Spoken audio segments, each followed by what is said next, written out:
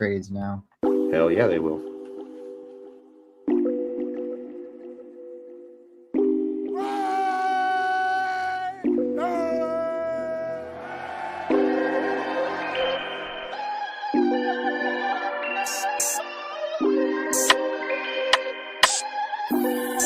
The Raider way, or the Raider tenets of commitment to excellence, just win, baby. Once a Raider, always a Raider.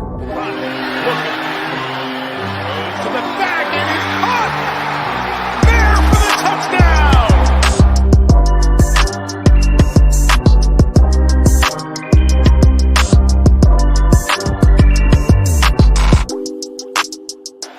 Zach Wilson throws in traffic. It's picked off by Robert Spillane. Spillane taking off. He's down.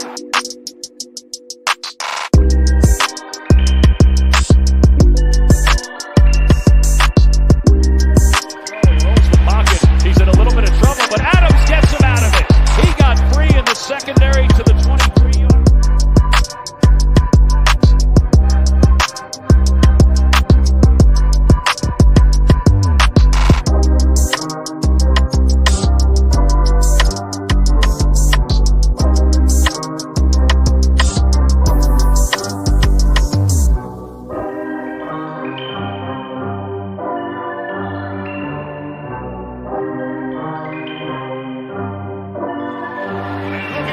Davante Adams, he's got it! Touchdown Raider! Oh, dice roll in Vegas for 6.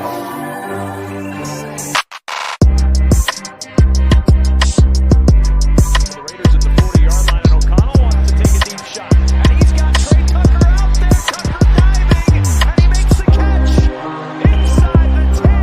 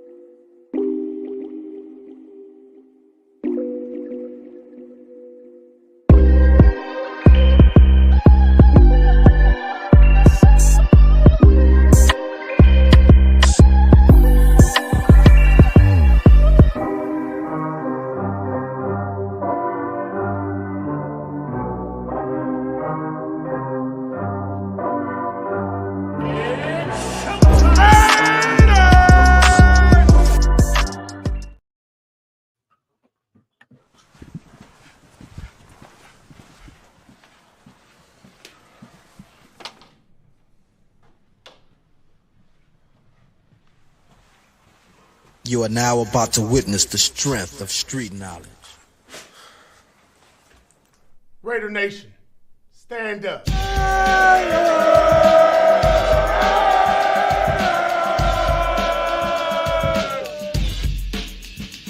out of Compton, crazy motherfucker named Ice Cube. From the gang called niggas with attitude. 5 yards deep, and this is safety. The safety by Crosby. You too, boy, if you fuck with me. The police are gonna have to come and get me off your ass. That's how I'm going out. For the punk motherfuckers that's showing out. Intercepted. Good night. Going off on the motherfucker like that. With a gat that's pointed at your ass.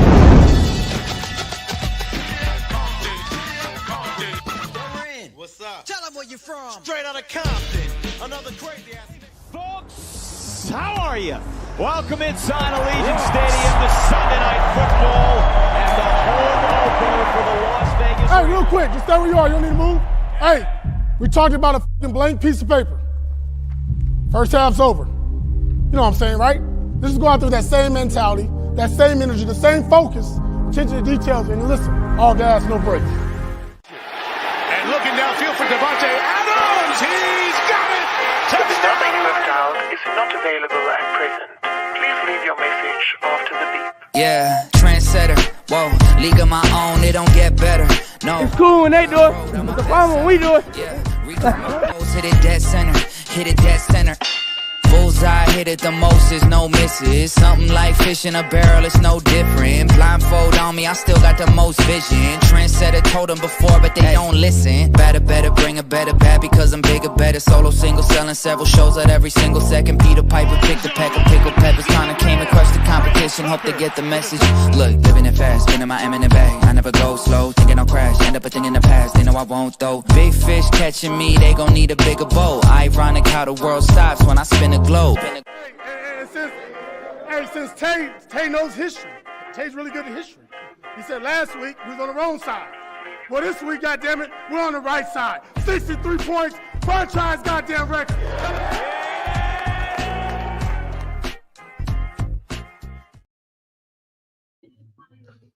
Salute Raider Nation. Appreciate y'all showing up, man. Salute to the chat. Salute to the mods in the chat, man. Really do appreciate all of you. Salute to Sergio, Raider.Stats. If you guys don't know him, follow him on Instagram. Got a great page, got great stats, great comments, great everything, man. He posts his shitload in our Discord. He basically, any breaking news, this guy covers it. So like I always say, if you ain't following him, make sure you do follow him on his page. Always putting out great work. So outside of that, if you want to give a shout out, Sergio, feel free and go from there.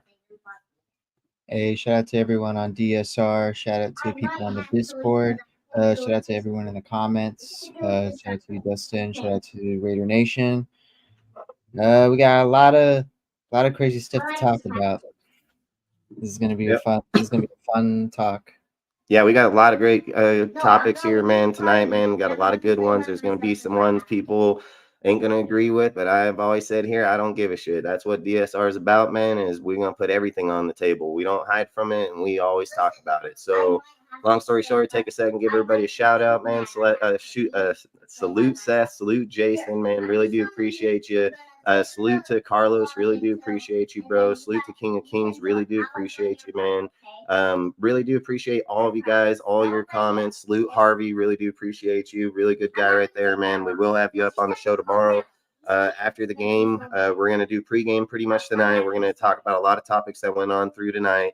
And then we're going to end out the night, obviously, about the Browns prediction. But there's a lot of news that went on that we are most definitely going to speak on.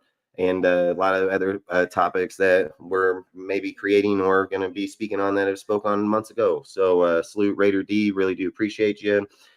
And just so you guys understand, man, I always say, put the comments, let's read them, let's go to them. If we have a, debate about it, it isn't against nobody personal, okay? Just so everybody understands that. We all love football. Football is a very touchy subject when it comes to the Raiders, man. But we all know I'm going to stand on what it is and talk, man. So I've always said, let's keep it where we all have good conversations. We want to see it from both sides. We don't want to just see one fucking sided all the time and just fall in line. We're not sheep here, man. It's not how we roll. So outside of it, like I say, we're going to start out tonight, man.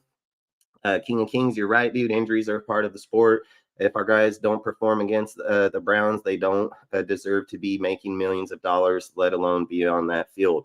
So, I mean, yes, man. I mean, there's a lot of things that are going to go down here tonight.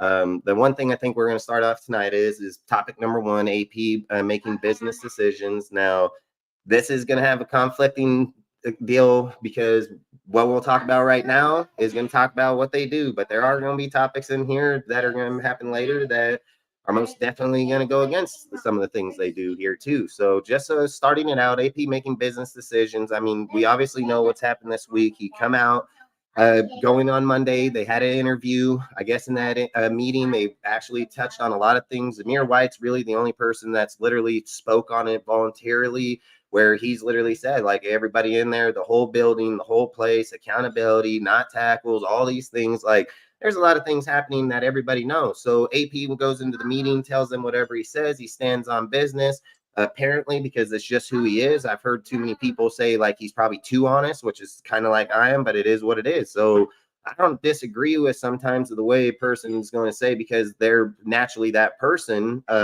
For him to go into that meeting and call out a lot of people, I don't find it to be coincidence that, 8 people just showed up injured after the Panthers fucking game. Like, that's not coincidence. Now, if people want to, Max is the only guy, in my personal opinion, that if I'm just being 100% legit, had the dude fall on his fucking ankle, dude, when he was coming across the line. The fucking guy came off the side, rolled over on him, and fell on his ankle during the Baltimore game.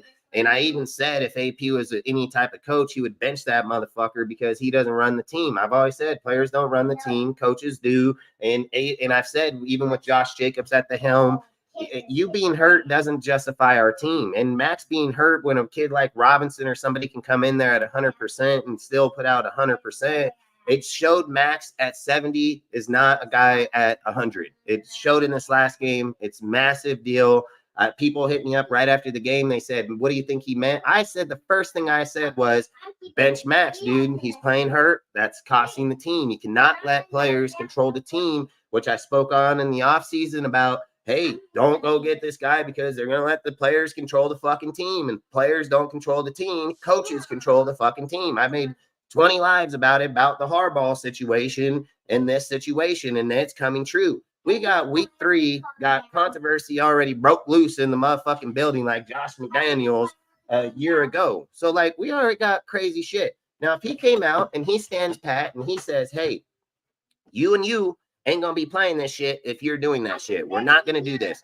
So you want to play for us? You're going to fucking come out here and play 100%. We are paying you to play 100% and not take plays off. So that he come out and tell them that. And then as the week goes on, people start getting in their feelings and start getting in their feelings, start doing all these things. That's on the players, man. It's not on him. And if that's what Telesco and him did, I give this man all the credit in the fucking world.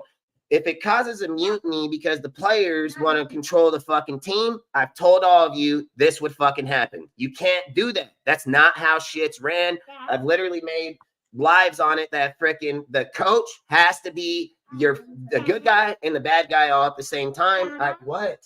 So you give me potatoes so that mommy not. All right, you can have my potatoes. Eat them. They're right here. Get your plate. Come on, bring your plate here. I'll give them to you. All right, you want salt? Is that what you asked? All right, I'll get in 1 second. You want garlic salt, right? Yeah. All right. So long story short, I said, hey, this shit will happen. I said, you can't do that. I said, that's why John Gruden was so great, that he stands on his shit. He's a great guy, but you fucking get out of line, he's going to snap your ass, dude. And if AP did that now and people are having hard feelings about it, then fuck them. I don't care who their names is. Everybody knows that watches DSR.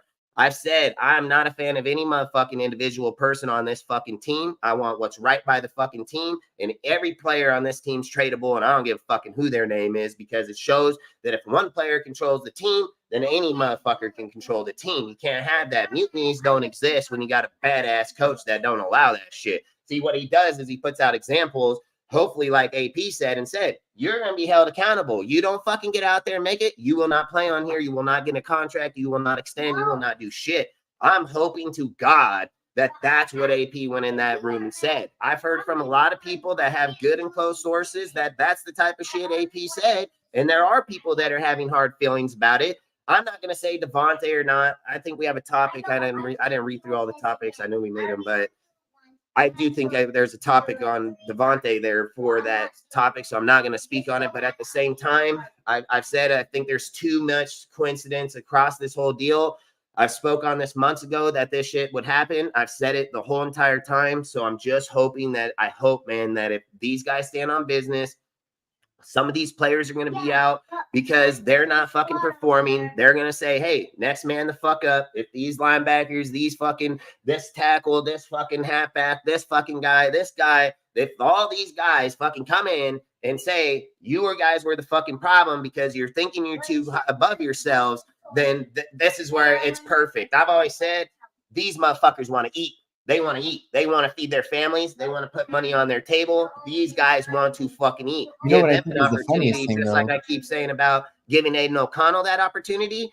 Aiden gets the opportunity. He'll never give it back to Gardner. Just straight facts. He's not going to allow it. He's not going to allow it. He tried his ass in this one, and it's been talked about and everything. He's not going to allow it. So, long story short, I hope to God that AP and them did come out here, put everybody in fucking check, and that's where we're at right now. You know what's the funniest thing though is when it comes to like the players, and like the funniest thing about all this happening is that the only reason, well, not the only reason, but one of the core reasons of this happening is due to the players' efforts during the Carolina game against the Panthers.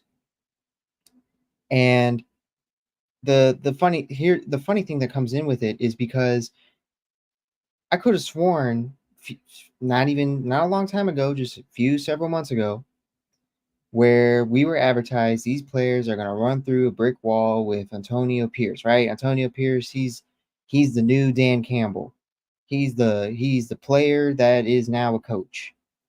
And the whole thing that I remember when we were looking for a new head coach, that I said my biggest problem with Antonio Pierce is if you're comparing him to Dan Campbell, coaching-wise specifically, Pierce doesn't have the credibility of Dan Campbell at all, considering the coaching tree Dan Campbell came from, which is literally learned under Sean Payton.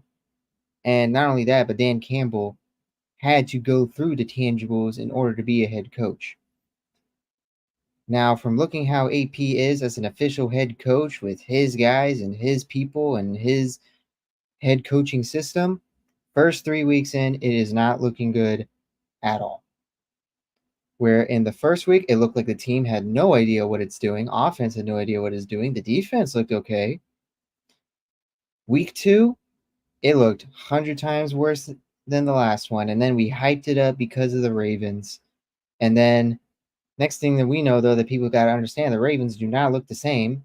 If you talk to a Raven fan, and I live nearby Maryland right now, a lot of Raven fans do not like Harbaugh right now as the head coach. A lot of them are saying that they wish they kept Mike McDonald and promoted him as head coach. So Ravens are not that team anymore, especially their defense. They barely went through anything with the Cowboys, and the Cowboys aren't even looking good either. So then you come into week 3, and we already if anyone was watching last week Saturday, you already know what we were talking about. And I was already predicting that we were going to lose this game. I had no confidence in us winning this game at all. And that's exactly what happened. It went way worse than I thought it was going to be. And not only that, because of that, it's now where we're leading to week 4. We're less than a month into the season, and I'm shocked that we haven't gave up already. And then people are like, "Yeah, we're early in the season. I've already seen what we've seen.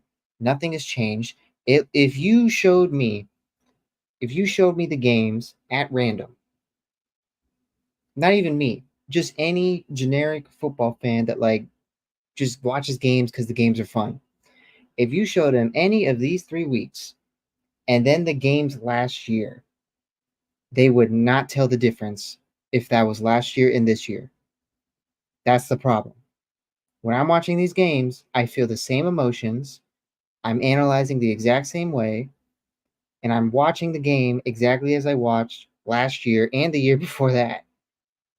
So nothing has really changed. You change the players, you change the coaches, you change the general managers. I'm watching the exact same thing. So yes, I'm going to say this.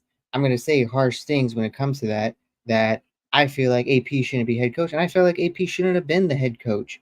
Interim head coach, yeah, I thought that he would be a good interim.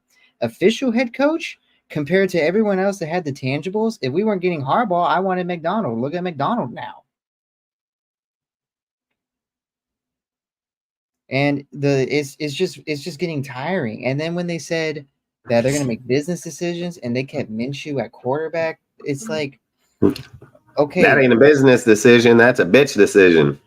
Like, and not only that, I'm not the type of person that calls out content creators.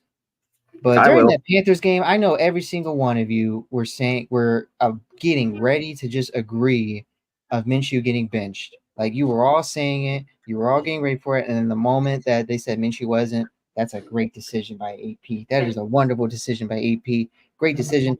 The game would be no much better if Aiden O'Connell was in there. How do you know if the game wouldn't be any better if Aiden O'Connell was in there? And then you're gonna lie. Then you're gonna lie and say, "Well, that was garbage time." And Aiden O'Connell was going. They were running prevent. That's what every one of these dumb fuckers said. They don't even know schemes. They don't even know schemes. They had their starters in there. They don't know and shit. When Aiden O'Connell threw the touchdown, He had Shaq Thompson, their starting star linebacker, fucking mowing him chase down. Mowing his ass down, bro. Fucking he's top 5 dude in the NFL right now. The guy, So look, I don't know where that came from. yeah, and look, this is facts. Okay, people keep blaming the O-line and the OC, but the thing that hasn't changed. So look, That's if another the thing I want to O-line point and out. I want OC to point are that the out first. problem, when you change a quarterback, it's gonna fucking change. It would be the exact same result. I've said this. Aiden O'Connell went into the fucking Vikings game in preseason and faced up their number 1 fucking defense, which is literally like number 1 or number 3 defense in the NFL under Brian Flores right this second. He fucking gets put on the 3-yard line, comes out there, mans the fucking team 78 motherfucking yards all the way down the goddamn field to the 5-yard line. Left tackle, which was Andre's Pete, gave up the fucking tackle. He gets sacked, and it was Aiden's fucking problem. But when Gardner Minshew breaks the pocket and he forces the pressure and the guy gets off, it's the O-line's problem. It's a biased bullshit conversation. Motherfuckers don't know nothing about football out here, and they're just switching up conversations to dick suck one individual person. We're not supposed to dick suck any fucking person. It's supposed to be the best man that plays for the team so we can fucking win. And it's Aiden fucking O'Connell. It's been Aiden O'Connell the whole entire time. Aiden went down that field on number 1 fucking defense out there in the league, marched right fucking down the league, just like he did against those fucking Panthers. No difference. Comes out on the 30, goes into shotgun, no huddle, fucking mans that fucking team all the way down, gets sacked by Clowney. Don't let it even sweat him. Didn't even let him sweat him. Comes out in 4th down, first down, 15 motherfucking yards. Come out, fucking 7 yards, 8 fucking yards, 13 fucking yards. Boom, fucking Jacoby. This man marched right down their fucking throat. People say, oh, he did it in soft coverage, prevent defense. No, the fuck they weren't. They were in a 4-2-5. They were in a fucking 5-2-4. They were fucking running 5 motherfuckers on the line, blitzing this fucking dude in packages from the 40-yard line. People don't know football. You know what I mean? These content motherfucking creators say, oh, I played the game. Oh, I know I'm doing content because I got the bit. No, the fuck you do not. I heard motherfucking guy after guy, prevent. Okay, when they got down in the fucking red zone, bud, they weren't running fucking prevent. They didn't even run prevent but one motherfucking time, and it wasn't prevent. It was fucking probably what it was probably was deep 3 fucking over is probably what it was, just because they were protecting down because they knew Aiden was in there. And his guys, Jacoby and Tucker, they know that right away. So they're like, we ain't gonna let this fool just burn us on one fucking play. So they were smart to play over. It was one fucking play.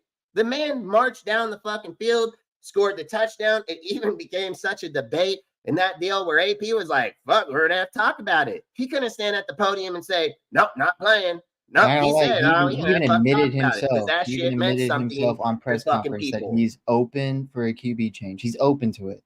And not only that, I felt like this should have been the perfect game for Aiden to be in since Adams isn't playing, because Adams isn't O'Connell's guy.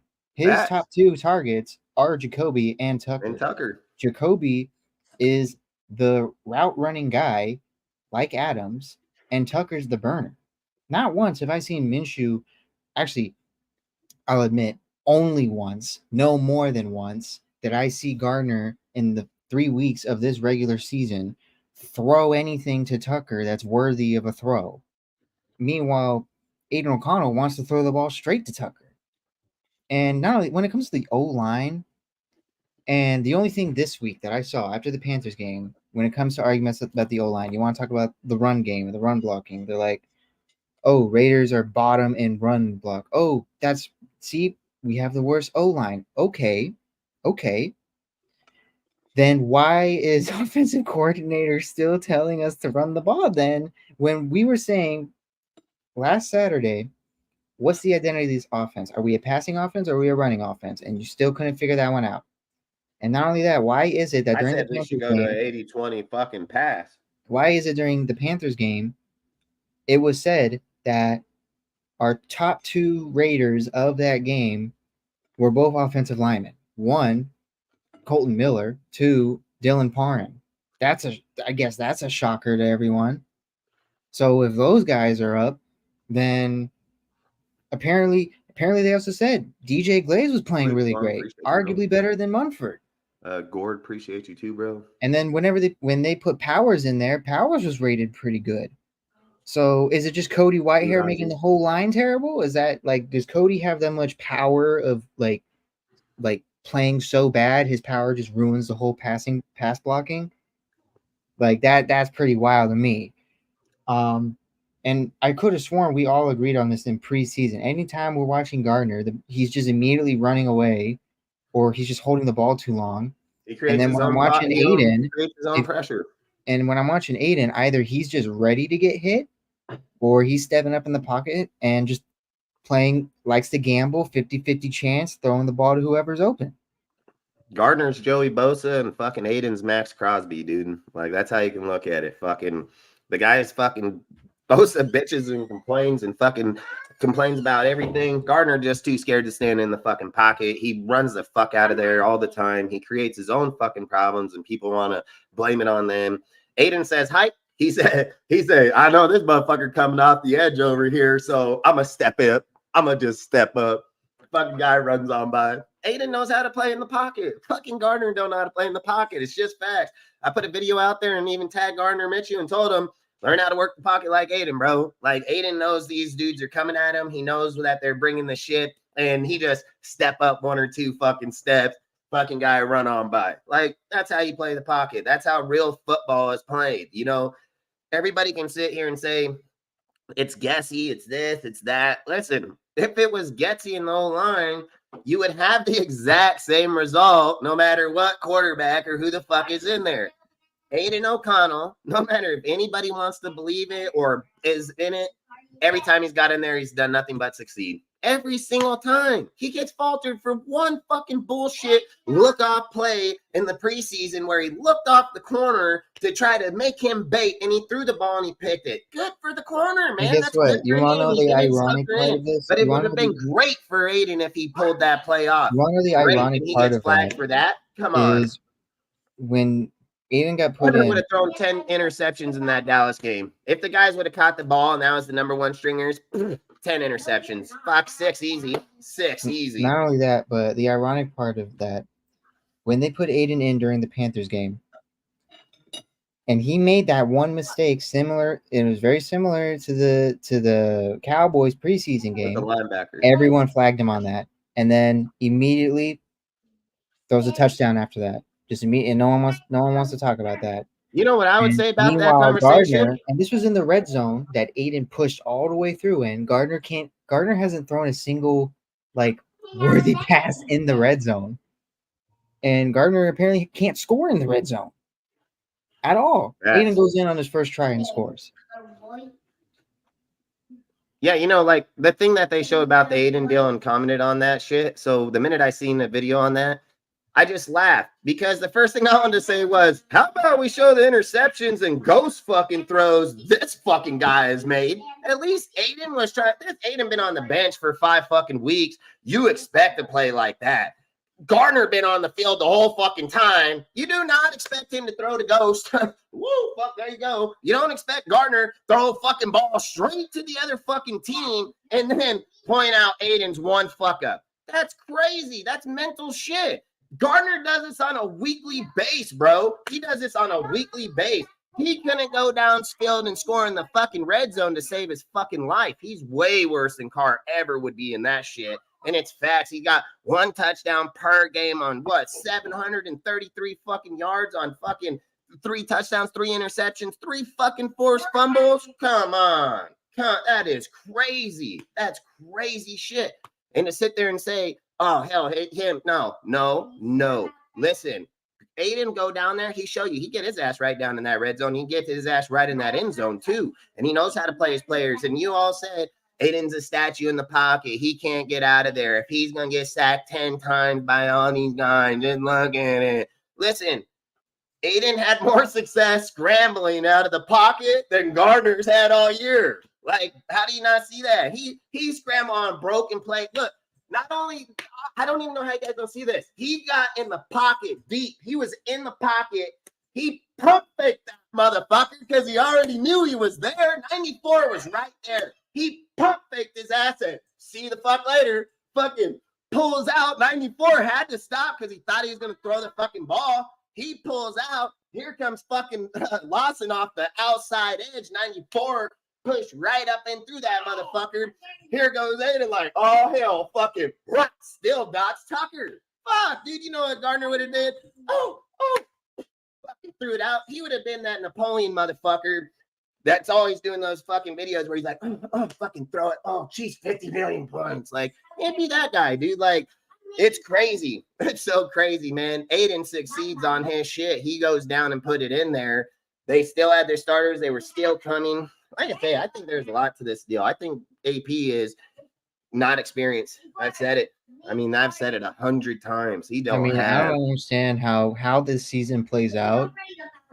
I will be very disappointed and ashamed and probably a little bit of disgusted how everyone reacts, even mid-season when we make it to our bye week. Because why are you surprised on some of the decision makings? I thought we all know Antonio Pierce doesn't have NFL coaching experience. He's only been before head coaching. He's only been an NFL coach for like 1.5 years. Like he went from a high school coach to a college coach to linebacker coach to head coach in the span of like 3 seasons. That's it. Like that. Yeah, and I want to. So look, I have a topic that's later in the show, but I ain't doing it later. I'm gonna do that motherfucker right now. But long story short, so listen, I told all of you guys during the offseason I wanted Jim Harbaugh. I stuck pat on that motherfucker. I said it. I wanted him and Jesse Minster. Said those two here been crazy. We would have fucking killed it. Said the whole time, this whole roster, this team, we would kill it. And this is something you guys need to understand that is factual truth in football. I talked about this in the off season, talked about this in last season when they made the transition.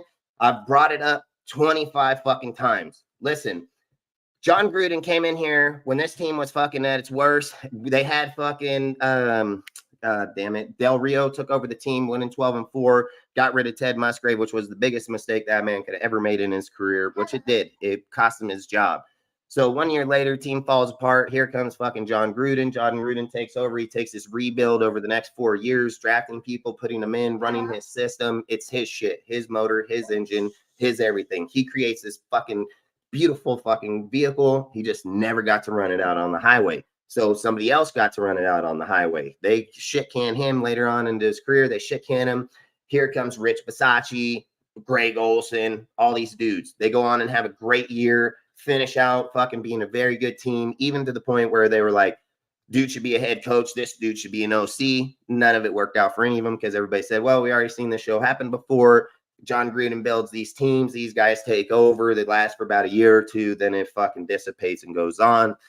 We're not going to go that route. So then what happened? They bring Josh McDaniels. Josh McDaniels brings all these motherfuckers in here, AP included. All his people, all his guys. So Josh McDaniels builds this system up for the next 2 fucking years, establishes all these people, regardless of how anybody viewed it. He still had a great fucking system. I said Davante and Jacobs both went on, had career years, broke 2 sitting 25-year records that hasn't been broken over 25 years, no matter who the coach or who the players were here. Never was done. Josh did it in his first year with Davante, Derek, and fucking Jacobs. Dude went out there, balled out, and that's what he did. I even said that Josh's system worked so well in Derek Carr's favor that he was damn near 1,300 yards less than his best year with John Gruden, which is technically his best year, and he still would have had better success. If he would have finished out those 2 games, completed another 600 yards, he would have been up another fucking 5 to 6 touchdowns because that's where he's been based on the whole entire season. So his statistics would have matched out way better than Gruden's best year statistically, touchdown to interception.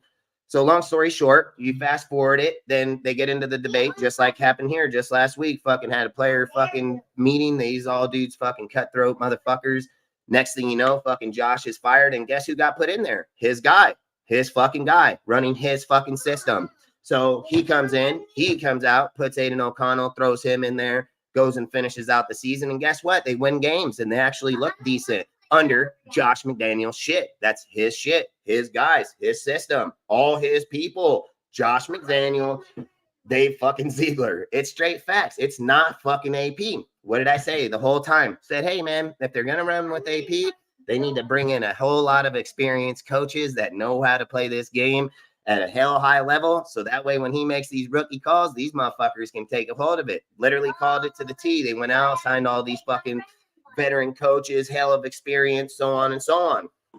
They make these few transitions. This is still Josh's team. It's not AP's team. This is Josh's team. No matter what motherfuckers want to think in their mind, this is his fucking team. These are his players. This is his shit. You didn't change nothing, man. You literally try and go to John Gruden's system under his players. Guess what? It's not working because these are Josh's guys under his system now, and they're a power motherfucking run, and you're trying to do wide zone. It is not working for you, bro, because it's his shit. You don't understand that because no motherfucker concepts it, because this is how systems work for multiple years.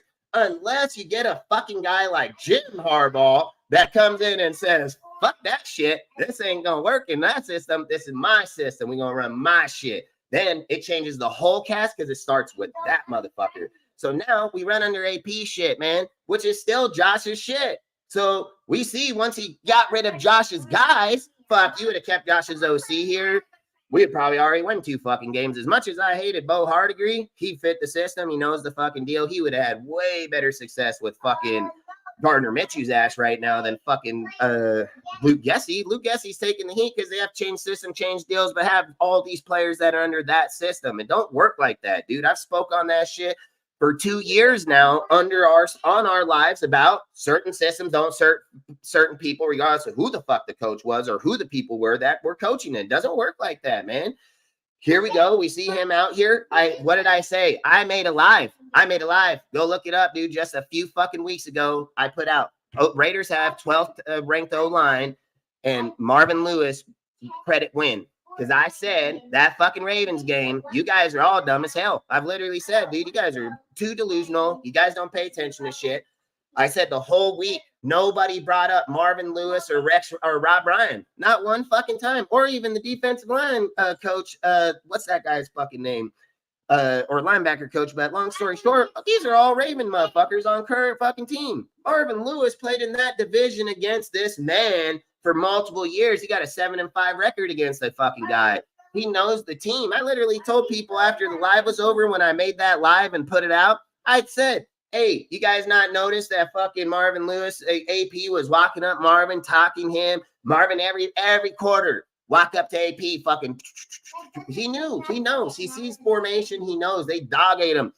If the Ravens are that good, right? If the Ravens are that good of a team, and we were that solid because our team, we're Bulldogs. How come he didn't do that on the Panthers? I'm going to tell you why, because they didn't know the Panthers scheme. They didn't know how the fuck them motherfuckers were going to run like they knew Baltimore. You guys are so far out of the game, it's not even funny. You can't even tell our own personnel, man, that got insight, major insight, especially on the defensive side of ball, that's the most hungry side. It's the most hungry side. Man, Rob been playing against Lamar for a long fucking time over there with his defense practicing against Lamar. He knows this new tendencies that quick.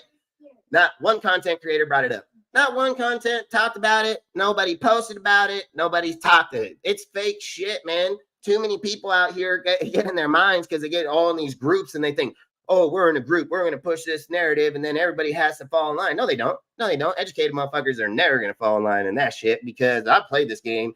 I know it very well. I scout it very well. I come on these shows and literally talk about it all the time, months in advance. Not no fucking week before, not no fucking, oh, I heard this today. I talked about this shit 6 months ago, fucking to the T, man. So I think it's crazy that we're over here sitting here thinking like, oh man, this is all crazy. It's happening now. Why? I said, AP and fucking Gardner be lucky for 5 fucking wins or 6 wins. You put fucking Aiden in there, he got the best chemistry with all these motherfuckers. He played behind the line last year. He knows all these fucking guys.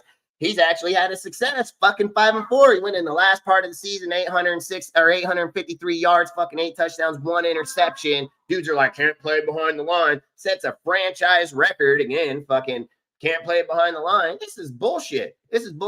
You motherfuckers say, Raiders don't tank. What the fuck you saying right here? This is called tank all over it. And you motherfuckers are like, Gardner sucks. And you would still be like, oh, we're going to win. Fucking dumb. That's dumb as hell. any logic says we losing them like a motherfucker, we probably gonna lose this motherfucking game for sure. And we ain't gonna get shit. That's what logic's saying in this bitch. And dudes are saying we ain't trying to tank. Why you say you're not trying to tank, but you see the players that don't work? Zamir can't fucking run in the system. Can't save his fucking life, dude. But you're gonna still run this dude right in the back of your players. Run, oh hell, run over there, run into him. But yeah, I'm an NFL coach. We're trying to win, and you're doing that shit. Goddamn, any fucking logic coach that would say, this motherfucker, I called this play 3 times. He run in the back of this guy 3 times. He'd be like, bow, right by the face. What the fuck you doing? What the fuck you doing, man? Get the fuck around or get the fuck off the field. That's what he would tell him. He ain't gonna be like, oh, hell, call the play again. Fuck no. I've never been on a team that ever does. Fuck, what the fuck? Like, nah, motherfucker. This ain't why you're here. This ain't why you're here. We accept it. We're okay with it. It's the play. This fucking guy can't get his eyes checked, dude. This guy needs a vision check. I would check that. I'd be like, hey, when you get into shadows, can you not fucking see what's the problem here, bro? Because every time you get in there, put him in a power run option, open the pocket, there he goes. He don't need to see the hole. He go, fuck, a semi get through here, I'm gonna go get 15 yards. That's anybody can fucking do that. Like, goddamn, man. Like, I think it's crazy. I think There's the also whole been evaluation talks of this of team is there's also been crazy. talks that the coaches may need to change the run scheme just for Zamir back to power, because apparently he had more success in the power. The moment they By a go to mile. zone, Zamir just can't do shit. Yeah, by a mile. It's by a mile. It's disgusting. It's fucking disgusting, dude. Like, it's disgusting that Aiden O'Connell went through the whole entire preseason and offseason. Nah, fuck the preseason. I mean, it's the whole offseason. He knew he had to go out here and get this job. He fucking knew he had to earn it. Trey Tucker was having fucking problems. He fucking knew he was having issues catching the ball. He had issues with the routes. These fucking guys just teamed up, hammered it down. Every guy talked up Tucker. Oh, Tucker, man, this guy's gonna be fucking crazy. Oh, him and that. Nope, we get Gardner's trash ass. We have yet to see about one fucking burning play. We're just hurting these guys. Like, we are straight hurting these dudes with the people we have on this team, man. This is crazy. I said it 2 weeks ago when we talked about the identity, and I talked about it by myself. I said, any motherfucking guy that knows anything about this fucking team, you don't want to worry about Zamir's ass running in that motherfucker, because I ain't calling run plays. I'm going to say, hey, look, bro, I'm going to come out here in 4 and 5 wide every fucking time. I'm going to put my quarterback back here in shotgun. We're going to run drags, digs, fucking slants. I don't even run a seam route right up your fucking face with my tight end, so he just run right by your fucking ass, keep your linebacker and your fucking safety fucking honest. And then I'm going to put a drag route over here with my motherfucking Tucker. They're going to burn your ass right across the field. Put fucking Jacoby over here in a fucking slam. Tell you, go catch the motherfucker if you can. You don't have the personnel to get these motherfuckers. You don't. So you're going to have to pick one or the other. One's going to be open. Aiden going to deliver it to that motherfucker because he stands in the pocket. You put Gardner in there, you take away all of it. Because the minute Gardner gets scared, he said, oh, see you later. He don't let the play develop. He don't let a guy get loose. He don't let him get open. He does not let it happen. He runs over, gets sacked, and then our fan base says, "So line, man. So line." Yeah, fuck ever, man. I can play Madden with this team and kill it. I go in there, call Madden plays. I will kill this fucking team. Not a doubt in my mind. There's no reason why we're playing Gardner over Aiden. Any guy know anything about football? Aiden stand in the pocket. He's going to deliver. He's going to deliver, bro. He ain't going to cost our team. Listen. I don't know how you fucking guys don't see it.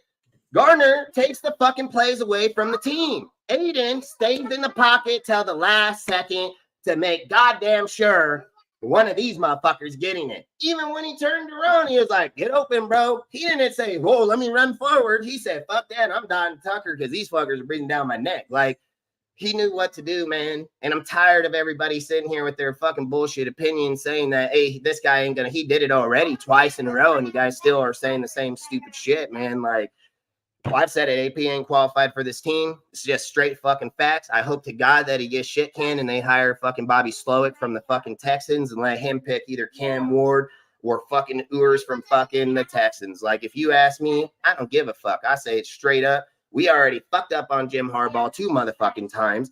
This team looked like it's about to say, boo, fucking right off the fucking cliff. And if anybody fucking logic and any thinking at all, I'm going, listen, Raiders have always been built in the offense, man. It's just facts. We go out, we put up big fucking points. That's why we have the receivers and the people we fucking have in the Hall of Fame and Raider Hall of Fame players. They didn't have them because a bitch stood in the fucking pocket and threw 3 fucking yards downfield. Not happen.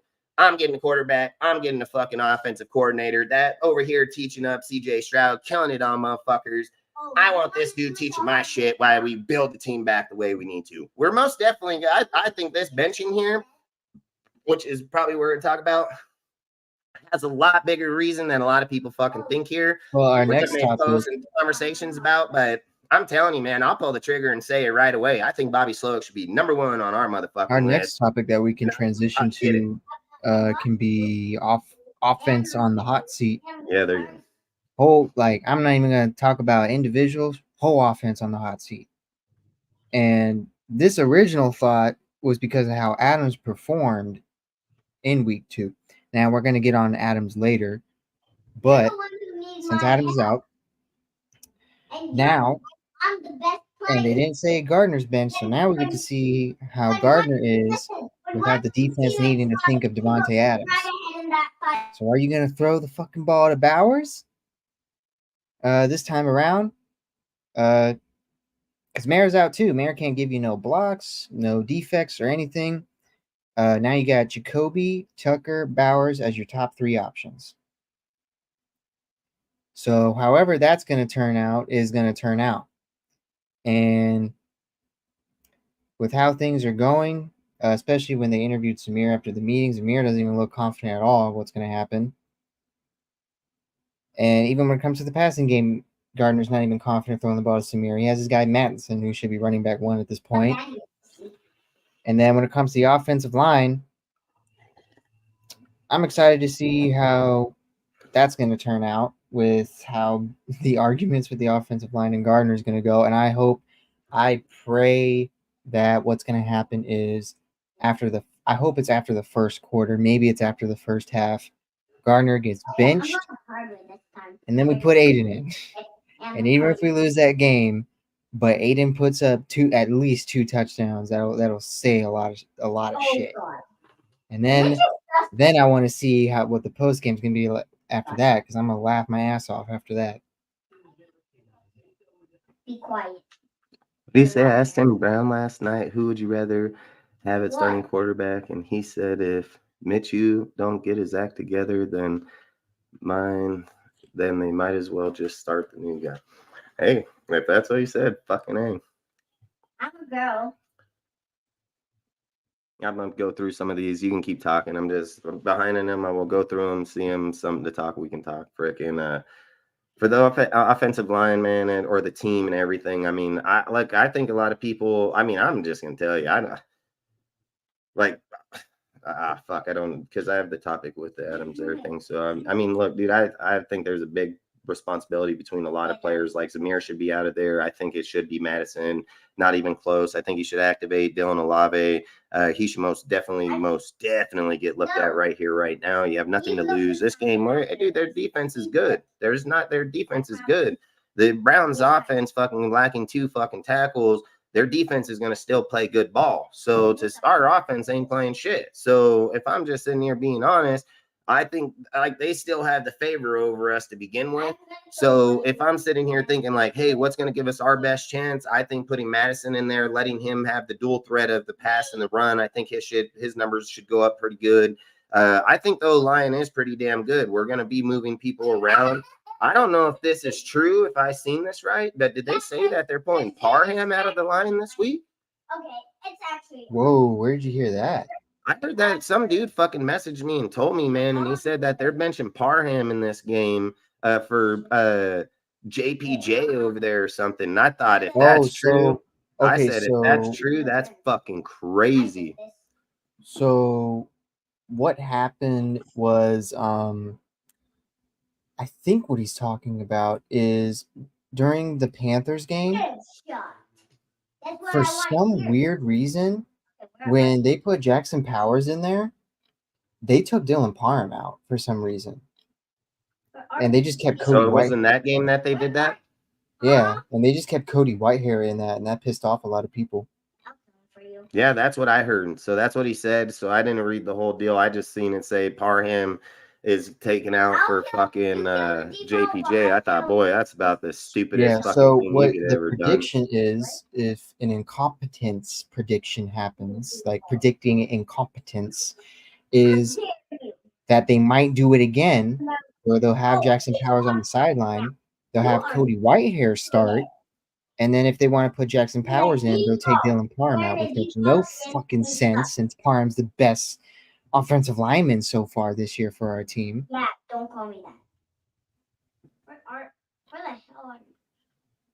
Yeah, I think When I heard that during the Panthers game, I just thought, yep, I would fire someone at least. Fire either O-line, offensive coordinator, or head coach for that decision. I'll kill your. Yeah, I mean, if we do that, they should shit can them all. I mean, listen, if you do stupid shit like that, Cody Whitehair is dog shit. Like, there is nothing that it validates that guy, period. He is straight dog shit. And if we're keeping him in over JPJ and Parham, I'd fire them all. I mean, I'm dead ass serious. I'd walk right out on that field and be like, timeout. I'm the owner. Time the fuck out. You're fucking fired, bro. Like, get the fuck out of here. Al Davis would have done that in the But in I'm the gonna call the first rest half. of this fucking game. Like, fuck Al Davis that. would have done that, not even halftime. He would do that during a That's break so of a quarter. crazy. That's so crazy, dude. I mean, that's fucking mind blowing. You take out your best fucking player in the line. That's insane. That's insane, man. You know, like this is the other thing I was going to talk about on the other topic too is like fucking where people sat here and said, like, for instance, that AP, that everybody was going to run through the wall. Everybody was here for him, blah, blah, blah, blah. Why are they already having these conversations in week 3? And why are dudes already quit playing in week 3? Yeah, for McDaniels, it took like what, week 8, week 9? Fuck, it took a year. It took a year in fucking 6 to 8 weeks. He's on my team. You know, like, it's crazy. It's crazy. This fool literally just comes in and we're in week 3 fucking already having personal conversations. And I don't know if you guys seen the video, but look at Jack Jones. When they were talking Jack Jones, asking him, he was like, I'm just a player. He's a coach. I'm going to be here Sunday. Like, I was like, damn, these motherfuckers, they're all in their feelings. Like, he didn't even have the same shit no more. Dude, like, then they take away what I seen you post, the rookie dance off. They take away that. Like, this motherfucker for real. He like, fuck you guys. You guys want to keep fucking around and don't want to play, then you ain't getting this shit.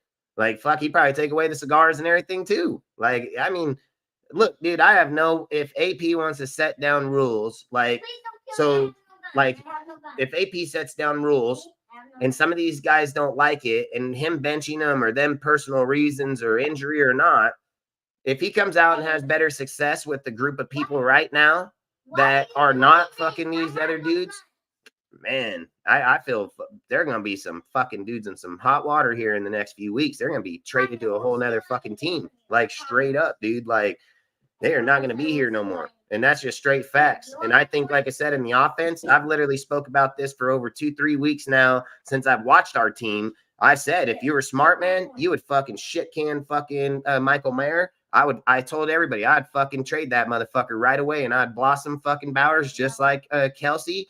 I said I've even said we can even move Adams, fucking put over other players, open up the offense, and just become a pass-heavy fucking team. You have all the players, you have all the capability. We can do a lot with this team if anybody knows what the fuck they're doing with it. Dude, that's what pissed me off so much about the Panthers game, because the Panthers were ranked dead last in defending against tight ends. And whether Bowers plays like a receiver or not, he is a tight end. And the fact that you only threw the ball to him like twice? Like, how did you go from throwing the ball at him constantly one game to just not throwing the ball to him at all? And he's open. No, yeah, you have film content creators who his purpose is reviewing film, calling out, hey, why aren't you throwing it at him? He's wide open in the middle. I know.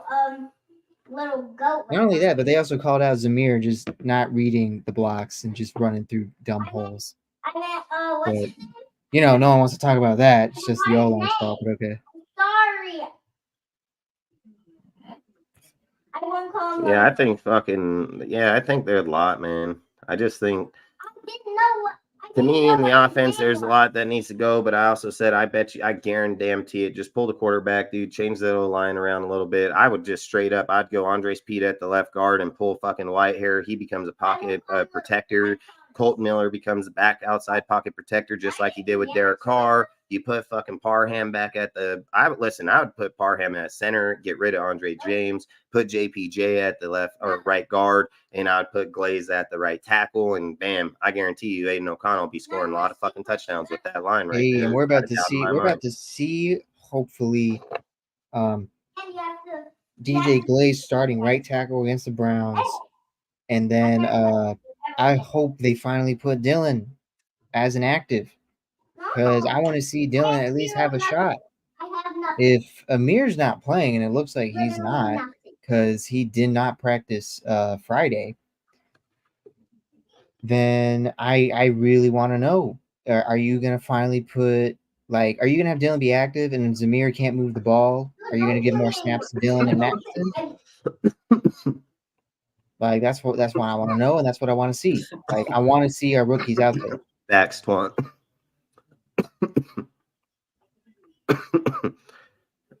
And it's not even that, dude. We have people on the depth chart that we can activate, man, that are explosive, dude. Like that dude that ran back the kicks in the fucking kick return. Tyree McAllister.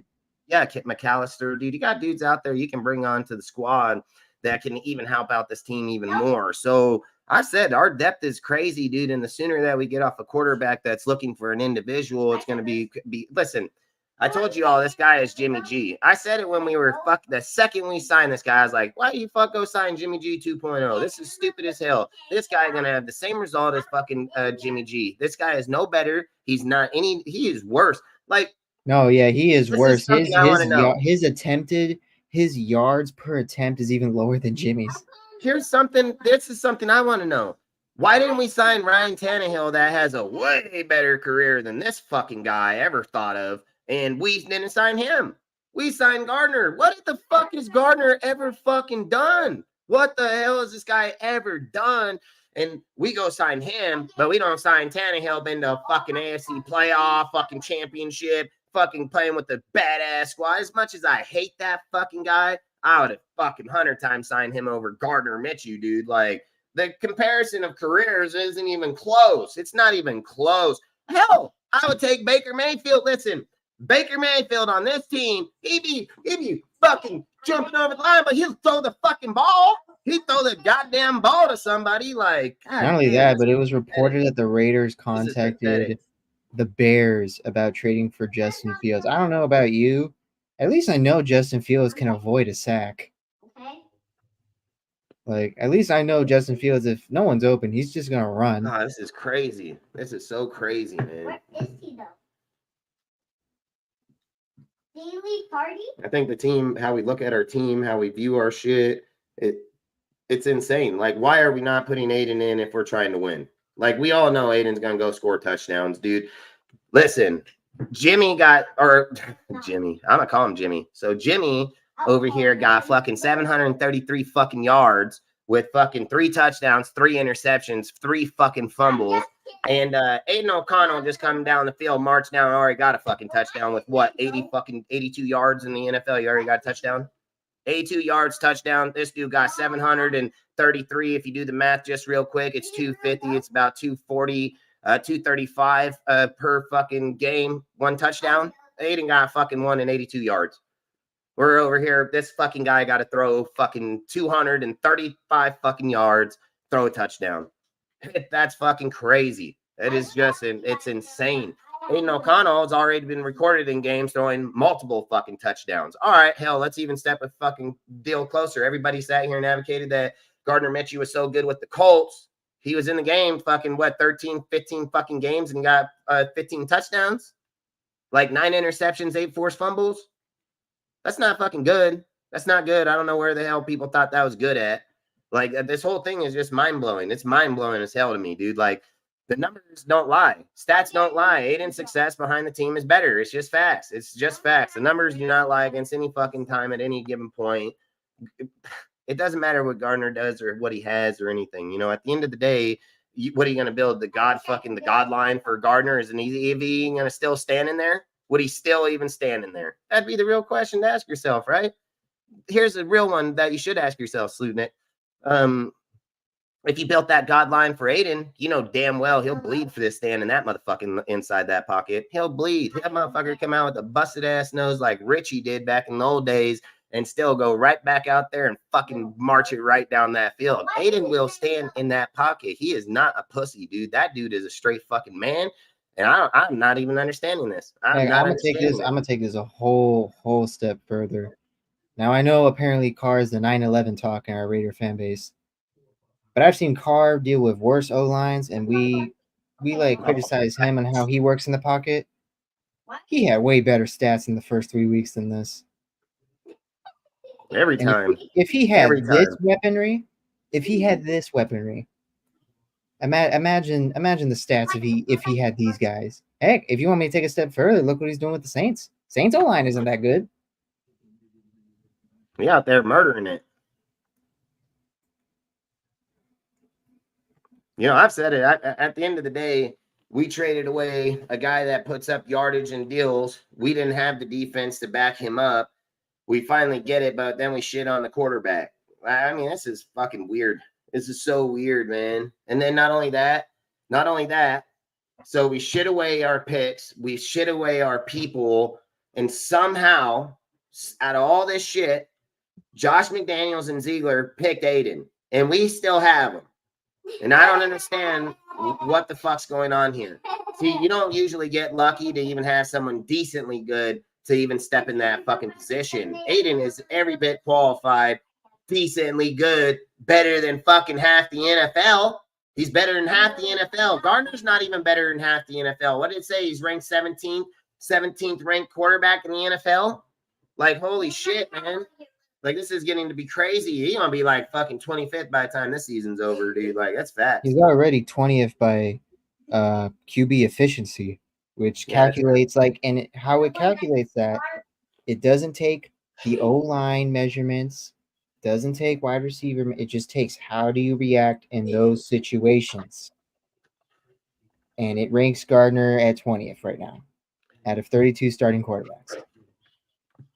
So I say it's just crazy how we look at our team, but every person says we're not tanking, we're not giving up, we're going to stand behind him. What are you standing behind him for? To lose? Yeah. That's what we're standing behind him for? Because it takes the other guys fucking 10 weeks to figure out this guy's ass. Like, that's what it takes. I've told all you guys for the last few years, every one of these motherfuckers come over here and they're like, Dustin, how can you say that about that? He's only played one. I fucking watched this for 25 fucking years, 30 years. I fucking watched this for 30 years, bro. I fucking seen this shit fucking 100 times over. I don't got to see the same game fucking 50 times. I see the same person I've seen in all these other guys. That's what I see. It ain't fucking no different. It's not a different story. I said, you guys are trying to act like Gardner Minshew got fucking John Gruden coming over here in 1998, coming from Philadelphia with fucking Sean Payton being the OC or the quarterback coach while he was the OC coach. He came here and went and got fucking Rich Gannon. Everybody told him, oh, that's crazy. You shouldn't. John Gruden, a badass. Fuck, nobody over here even qualified on John Gruden's level of doing that. And we're over here like, this guy, he's going to have his career fucking year. Oh, fucking K. Oh, fucking K. Now, that's where I get pissed off when people compare Antonio to Dan Campbell. Because Dan Campbell came from Sean Payton, and then he hired Ben Johnson. Ben Johnson came from a legendary coaching tree. These guys fucking compare Gardner to fucking Stabler and them, dude. Like, it is fucking crazy. Like, I don't, fuck, whatever. I can care less. I give a fuck. Like I said, our fucking fan base's level of our Hall of Famers is fucking mind blowing. But you know, it is what it is. Fucking, we're gonna speak more on offense. We can transition to defense. Yeah, we got to move off of this because Yeah, because like I've said, man, I've just put it out there because I'm tired of it. And I've been putting it out there for a minute now. It wasn't just today. I've been saying this for weeks and months, dude. Like, I knew this story was going to unfold. I did not think by week 3. I didn't think by week 3, fucking AP's like, hey, I'll trade all your fuckers by week 8.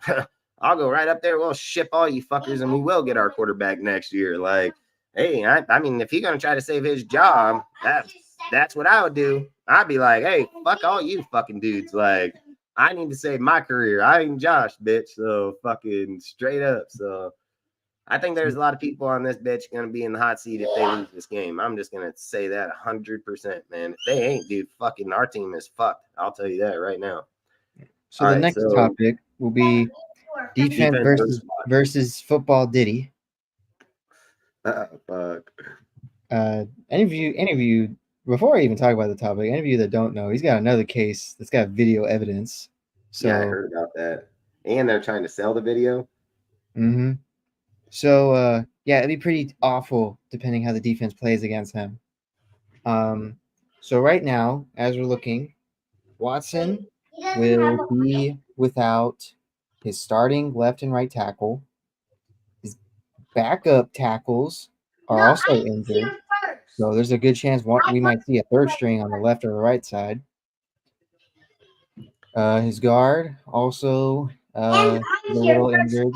His other guard also a little injured. So without Max, the D-line should still have no problem against this O-line, but we know dumb shit's going to happen. So we're going to see Tyree Wilson, Charles Snowden, and Janarius Robinson be given snaps and chances against this O-line. And I would be pretty disgusted if I don't see a sack out of one of those three. Then we're also going to see Christian Wilkins, and we're going to see how Christian Wilkins plays without Max Crosby. That's going to be interesting to see as well. When it comes to our linebackers, Devon Diablo is out, so we get to see more guys. I want to see our rookies. So I want to see Tommy. I want to see Amari Burney be given a chance. I want to see Amari Gaynor get some snaps in. Our other linebacker, Kanaya, he's questionable. There's a chance he might not play. So, and then when it comes to our cornerbacks, for some reason, Richardson is just the next Brandon Faison. They keep saying he's injured, but they have him on the main roster. And I guess he's been injured before week 1. So I don't know why they gave him one of the spots and not just have him be in the practice squad. But that'd be just another talk for another day. Other than that, though, we still got Jacorian, we got Hobbs, we got Jack Jones. Hobbs straight up made a post and it said, throw him in the water and we're gonna see who's gonna float. Just basically saying, like, all right, we're gonna get some guys that we probably haven't seen yet or in a while, and we're gonna see how they do. So Hobbs already knows what's up. Then when it comes to the safeties, Isaiah Palomau, he's hyped. Right? He said it himself, he's hyped, and he wants to take that starting job from Marcus Epps, like, immediately. And I'm excited to watch him play. They're having this guy play corner, safety, linebacker. Trayvon Moore, can't wait to see what he does against Watson. Dude, if he sucks, they need to bench his ass. That's what I would do. That fucking guy, he's good in the beginning, but they're all falling apart, man. Like for instance, why hasn't anybody talked about freaking Tyree Wilson? How come nobody's talked about him in their lives? Why hasn't nobody brought him up? Why isn't anybody bringing up that, hey, man, this dude ranked top 5 fucking DN against the Panthers in the whole NFL in that week, fucking, and so on. Nobody talks about that. Fucking dude comes off an injury, hasn't even played in 3 weeks, and played better than fucking everybody on the team. And not one goddamn dude bring up him one time. And sit there and say that he's going to be in here in week 2 having Butler and fucking Wilkins, and still Robinson's a beast, dude. Robinson's got fucking Malcolm Kuntz flash like a mother. And it's not even that. You're going to have Snowden and them playing, and the odds are is that Snowden plays on fucking Malcolm Kuntz's side. So Tyree probably going to be playing opposite side by Christian Wilkins. So, and if you hear everybody during the week in practice, they said with Max's absent, guess who been hyping up everybody? They even said that fucking Tyree Wilson was up there fucking doing high knee jumps to his fucking shoulders, dude. Like, And they've even interviewed him and asked him about why. And they said, like, hey, Max ain't here. We got to still carry the same energy. And he expects me to do that. So I don't understand why we're not talking, but giving the guys credit that are actually deserving their credit. That's literally been under injury, been criticized the whole fucking time. This dude's made great fucking run stop in this last game. Not a fucking dude bring it up. Just the only time they're going to talk about him is if he sucks. That's all they're going to do. This guy, 7th pick. Pocket blah. These guys are fucking morons. Like, it's getting to be fucking disgusting. So I hope Tyree comes out here and just eats on these motherfuckers. Sitting by Christian, anybody should be able to work with Christian Wilkins. I mean, you get one-on-one with the guy, you should be able to win your battles. And Tyree's shown in numerous games, if he gets off right, he owns that motherfucker. Dallas Cowboy dude, one hand pushed that bitch all the way across 10 fucking yards, right back in that motherfucking dude. Owned his ass, owned him like nothing. Just started out last year, first deal. This guy's done it multiple times on multiple fucking bad beats on good fucking players, and he's owned their ass throughout the season. So I think Tyree most definitely going to be showing up in these games. And I think he's only going to keep showing up and getting better and better because he did the work. He's done the off-season work. I literally told everybody last year, when this guy leaves as a fucking college boy and comes back as an NFL man, that's when you're going to see his fucking deal. Just like Max, just like the transformation all these dudes make when they go to those levels. He has all of it. He's had it. The only difference is none of these guys that all came in before him had his foot injury. None of them had it. He had worst foot injury you can have. He split both sides, both ways, and had to have it fucking hit. It was one of the worst. Then he still comes out and puts up, 4.5 sacks last year when he shouldn't even have played because Chandler should have been the guy playing, but he over there smoking meth. Like, you have so much shit. Like, and we don't even credit the guy the credit when he comes back through all the adversity, all the shit, gets hurt in the beginning, and comes out and has a solid game. Our fan base is a fucking joke. It's a fucking joke. It's disgusting, and that's why when I sit on my show and say that they're fake motherfuckers, that's why I can sit and say they're fake fucking people, dude, because they don't fucking give credit where credit's due. They don't notice it. They don't look at it. They don't see it. I think it's horrible. I think it's so horrible. We want to give fucking Gardner, fucking crying ass bitch motherfucker about playing behind the line, give him excuses, but we ain't giving the right people the fucking right props. Like, we don't give Aiden the props. We don't give Tyree. We're not giving any of these dudes the props. And then why is Zamir just so credited? Like, that's the other thing I'm not understanding. Why? What the fuck has he ever done that's credited him that status that he's not doing shit wrong? Like, where the fuck did that status come from? He's never done anything in the fucking NFL. So I'm not understanding what's up with our fan base. We're criticizing all the wrong fucking things and not holding all the motherfuckers that need to be criticized responsible. We're not doing it. And I think it's just crazy. I think it's most definitely the blue and red pill shit, dude. I think it's mind-blowing. It's so fucking mind-blowing, dude. Like, we literally have a fan base against the Raiders that I swear to God, it's like, I really feel it's like Republican and Democrat shit, where one side's wanting the truth and the better for the team, and the other motherfucking side like, oh, you guys are crazy. This is how it's supposed to be, and it's all the wrong shit. Oh, hell, we should have this guy. He's horrible. Oh, hell, we should keep this player. Oh, he sucks.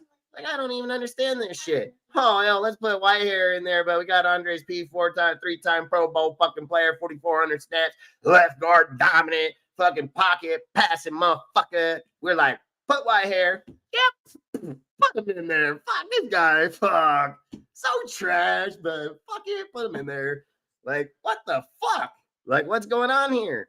Like, it's just insane. And then we got shows to talk about it, right? It's fucking crazy. This is insane. It's insane, man. Like, I'm just saying it straight up. So it's pretty simple if anybody knows what they're looking at. It ain't fucking rocket scientists, dude. It don't fucking writings right on the fucking wall. I mean, it's plain as fucking day. You can go watch how many bad quarters has Gardner had? Like, how many quarters we played? 12? He's had 2 good quarters out of 12. Holy shit. How many quarters Aiden play? 1. Fucking how many minutes? 4:47. All right, better. Like, what the fuck is this? Is mind-blowing. It's just mind-blowing, man. So I don't know. Defense here, fucking Watson, fuck.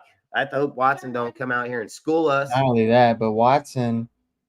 What if Watson turns into his old self on us? Oh, fuck you Not guys. only Fuck, that, I but got to what makes massage this 3 so of them much before I got worse, here. what makes this so much worse is that we'll be facing Amari Cooper and Jerry Judy. You just killed me with the shotgun. Yeah, this is where Watson has his breakout game, bro, right here. He's right there. And this And is the other they thing don't I have don't understand how you guys don't see this shit, dude. Like, and they don't even have Nick Chubb playing. yeah, they all said that. What did they say that the center for the Colts beat us, right? For the head coach. Yes, I was. Oh Wasn't yeah, the the former like future Hall of Saturday, Fame Jeff center. Saturday? Yeah. Hey, what was this guy's first win? This guy's first win in the NFL for the Panthers? No. Fuck. Like, this shit's crazy, dude. Like, I swear it's a fucking crazy. So Man, they also have they also have Brown's star tight end. He's not playing.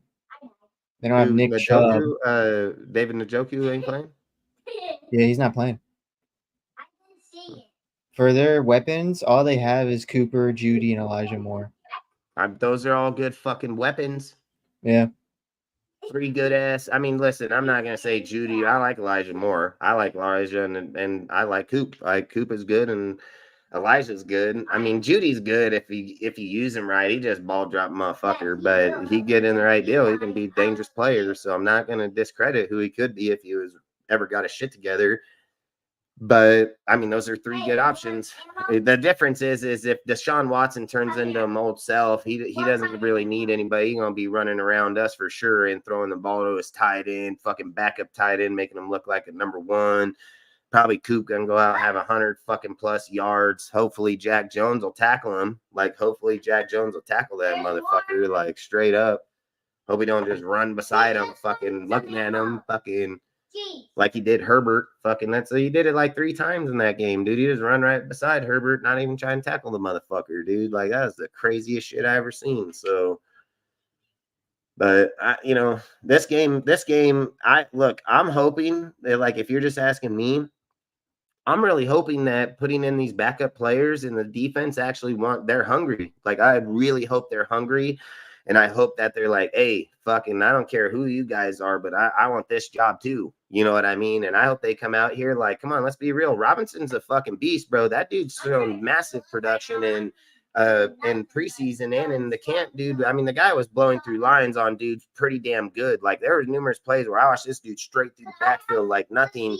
So I think him getting a full entire game at the start, I think that's good for him, man. I mean, when you got Gaines and Bernie, like you're saying, dude, those are great potential backup players that could be future and Tommy, dude.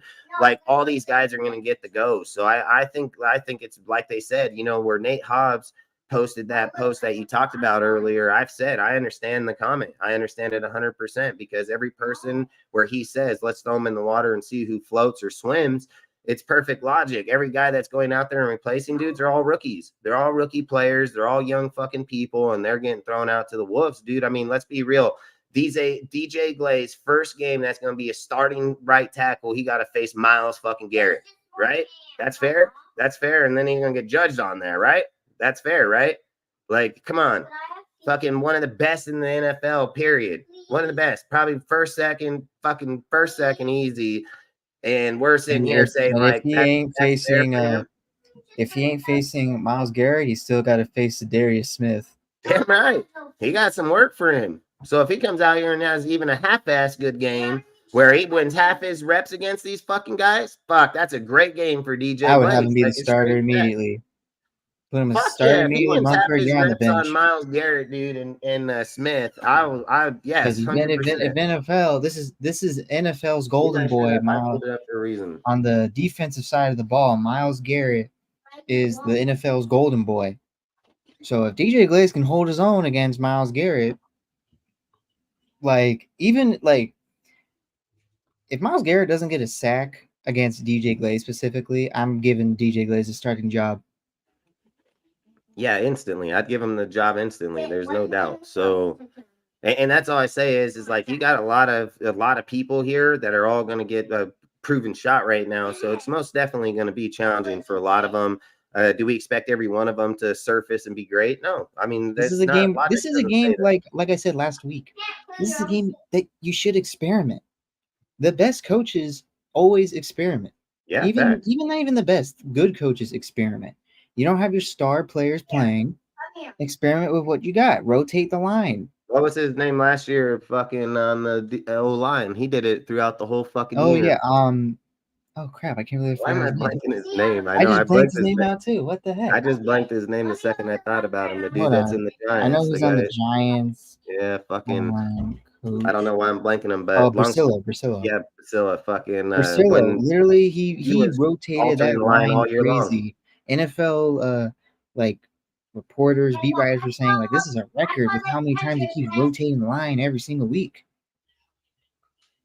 Thank you. Like it was crazy. And then again, though, it worked. O-line was ranked top 10. Damn right. You have Next to thing you figure know, coaches are rotation, and too what have afraid they to said experiment. so far? He hasn't even changed he hasn't changed what he's done or brought in a fucking another 6 down lineman. Hasn't even brought one in. So he hasn't tried to fit the team in any way to benefit him. And even when they're trying to run the ball off the tight end, that personnel still isn't the same shit that they claim that they were going to do. A lot of things in this team has been misrepresented from the day it's been said. Like, and I've said, how do you say you're not tanking without saying you're tanking? Like, I don't understand it. I don't understand it. You know, here, I got to see here if this is even a topic. So, Well, maybe just a little, but not that much. what did we say? What is the season worth? That was the trades, right? Is that what we were talking about? The trades? Yeah, Davante Adams is his own topic, but Yeah, but this one was about the players, right? So yeah, we can transition to the next topic. Basically, because that's what I was gonna say. Let's say you go into this fucking game, and I'm not saying Max, because Max I don't think is even considered in the conversation. Max is legitimate hurt. Everybody fucking knows that. It's 100% facts. He got rolled on by a Baltimore fucking defender or offensive tackle. He fucking rolled over on Max when he was trying to come around the edge. He caught Max like that. Fucking Max ended up on top of him while his leg was underneath him. That's where he got the injury. So we know Max is shit for real. It's not even debatable. But like Davante's deal, I don't know. I mean, I get it, dude, but Davante's not a guy that just comes up injured, let alone is he a guy that's just like instant scratch right off the get-go. You know, like I look, I think there's something up with that. I don't give a fuck. I mean, not only I've that, watched but with Adam Davante for a Schefter long saying time. that Raiders believe Adams is going to be a multi-week absence. Yeah. Right? Oh, hell yeah. That's a big. I don't understand why no one's questioning that. Yeah, or even bringing it up. You're telling me you got injured at the very end of practice, and then Thursday. reporters are saying that you're probably going to be gone for more than 1 week? Yeah, on Thursday. And then fucking that, and that's the whole thing is, okay, so you look at him, right? But then what's Michael Mayer's deal? All of a sudden, just personal reason? All of a sudden, just magic personal reason, right? Just fucking come off the Panthers game in there. Oh, we're here, team. And then boom, personal reason, I'm out. Like fucking, I don't know about that. Then here comes Thayer Munford, automatically fucking he's hurt, but now Glaze there too. Like, I've said, I think there's, you can call mutiny, you can call whatever the fuck you want. Diablo, everybody knew the injury happened on Diablo, so I'm not anticipating. Me and you talked about that a week ago, so we already knew Diablo. He was actually supposed to be benched in this last game anyway. Not only that, when it comes to the mutiny deal or just players versus coaches, anyone that's denying that, why is it that the reports went from Antonio Pierce saying, yeah, these guys are not playing, to now saying, oh, hour or they're two doubtful. later, hour or two later, saying they that Max might play. No. Your head coach, the person who's supposed to run this whole thing, is saying they are not playing. Yep. So what's going on? What changed? I need an he said it, dude, fast as fuck. They said Max, he said out. He said Davante, he said out. He said Davante out before they finished fucking saying Davante out. Like, and then what did they say? Mayer out. You know, he right one after one. He was just out. Like he said it straight up, not even a fucking debate about it. And then just like you just said, not even an hour or two later, boom, reports come out saying these two are doubtful. Whoa, what the hell happened there? Why would you even let that get reported? Like, why would you even let them release that? Like, I'd be like, fuck, I just told you he ain't playing. He out. Like, you see, like you say, like he's out. Like I said, I'd bench fucking Morik's ass too, dude, and fucking let Paulo and them fucking take over the field. Like, I'll just find out where our players are at, man. Like, you got to figure this out, dude. What's Like, dumb about that is me and you literally said this last week against the Panthers. And we're like, this is the game where we're gonna know, and we already know. But apparently, that's not the game where everyone knows. We you need got to know this now game on this being. one. We Yeah, gotta know exactly. now this one. I already know after last week. We like, talked about it. We talked about it before and after the game. Before and after, and we hit on damn near all our takes on it, literally to the T. So we didn't hide behind it. We didn't hide behind, oh, fucking Gardner, a bitch. I don't care. I said it the whole time. I make fucking posts on my page that I don't even fuck with that motherfucker, just like I did fucking Gardner Whenever or we're on live, Jimmy G. I said the whenever same we're shit live, that we're just fool. gonna I call him don't Jimmy. fuck with We're gonna you. call him Jimmy anytime we're on live.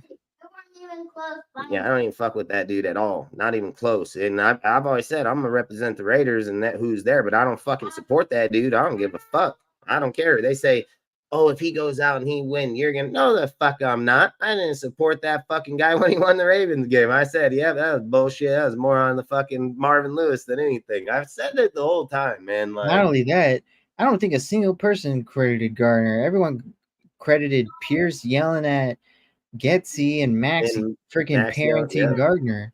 Yeah, but the change happened at halftime. So like I don't want to see a single person crediting Gardner. I want to see people crediting Max saying I'm gonna freaking hurt you after this game if I see you throw another pick. He said, I'm gonna take you in the bathroom and make you drop the soap, bud. Like, straight up. Get it together. Like, I'm like at the end of the day, if is the season worth it, right? At what point is it or is it not? And then at what point do you sit here and say, hey man, we got a lot of players here that we can move around and still keep the base core of our team that's really fucking good. And even if we decide to cut AP and fucking go another route, this is what I would do. I'm telling you right now, I don't give a fuck how anybody feels about it. I know, like, after this game, if we lose to Cleveland, man, I don't care. We're done. Man, what are we gonna lose to fucking Bo Nix next? Like, we're gonna lose to Bo Nix next. We were and we're gonna be like, literally, yeah, it's okay, we right? were He's the literally worst. a second half away, guys. 10, 15, like, right? We could were have got him. literally We a can get beat by second him. half away, a second half of a game away to starting 0-3.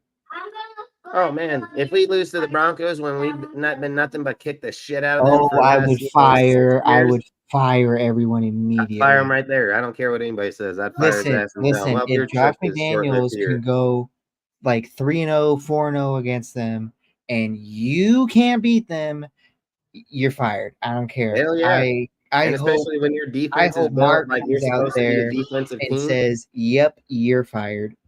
Yeah, you're supposed to be a defensive team, and you can't even win on the defensive side. Like that's where it's going to get even more crazy.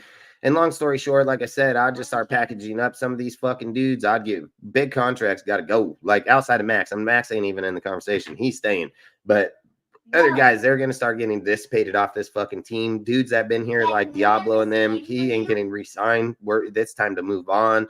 It's time to move off of mediocrity, dude, and go get fucking real shit, dude. And like Telesco's already preparing that. So he's already preparing that with how much cap space we have. And he's saving that for next offseason. Dude, and we can even have way more. We can have even way more and even more draft picks, dude. And not only that, I keep saying, like, AP and Telesco aren't linked together. AP or Mark's already made it clear that if fucking AP doesn't work, that he don't work. He said Telesco has all the control in the whole deal, so it doesn't matter what happens down this journey. This is the first time in a while that we have separate hires of a GM and a head coach. Yeah. So if AP goes, Telesco's staying. And Mark made that clear right away. Mark said that it goes through fucking Telesco at the final say, straight up. So at the end of the day, if Telesco says, hey, I don't want AP here no more because he's hindering the team by what we're doing here, things of those factors, he's going to go long before Telesco is going to go. But this is all I'm saying. When you got a guy like fucking Bobby Sloth sitting out there that everybody knows he is most definitely going to be hot commodity on the fucking market, dude. He's the last fucking Shanahan.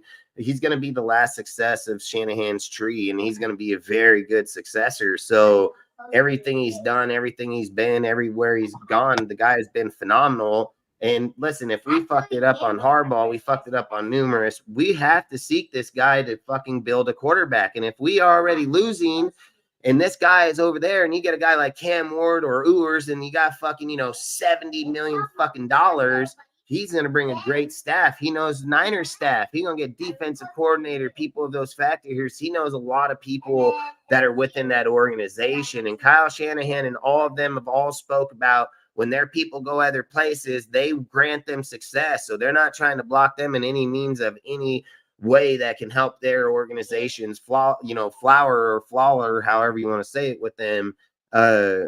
I think it would be a no-brainer. I think it's a no-brainer, man. Like, I mean, I get the Ben Johnson, maybe him too, with what he does over there.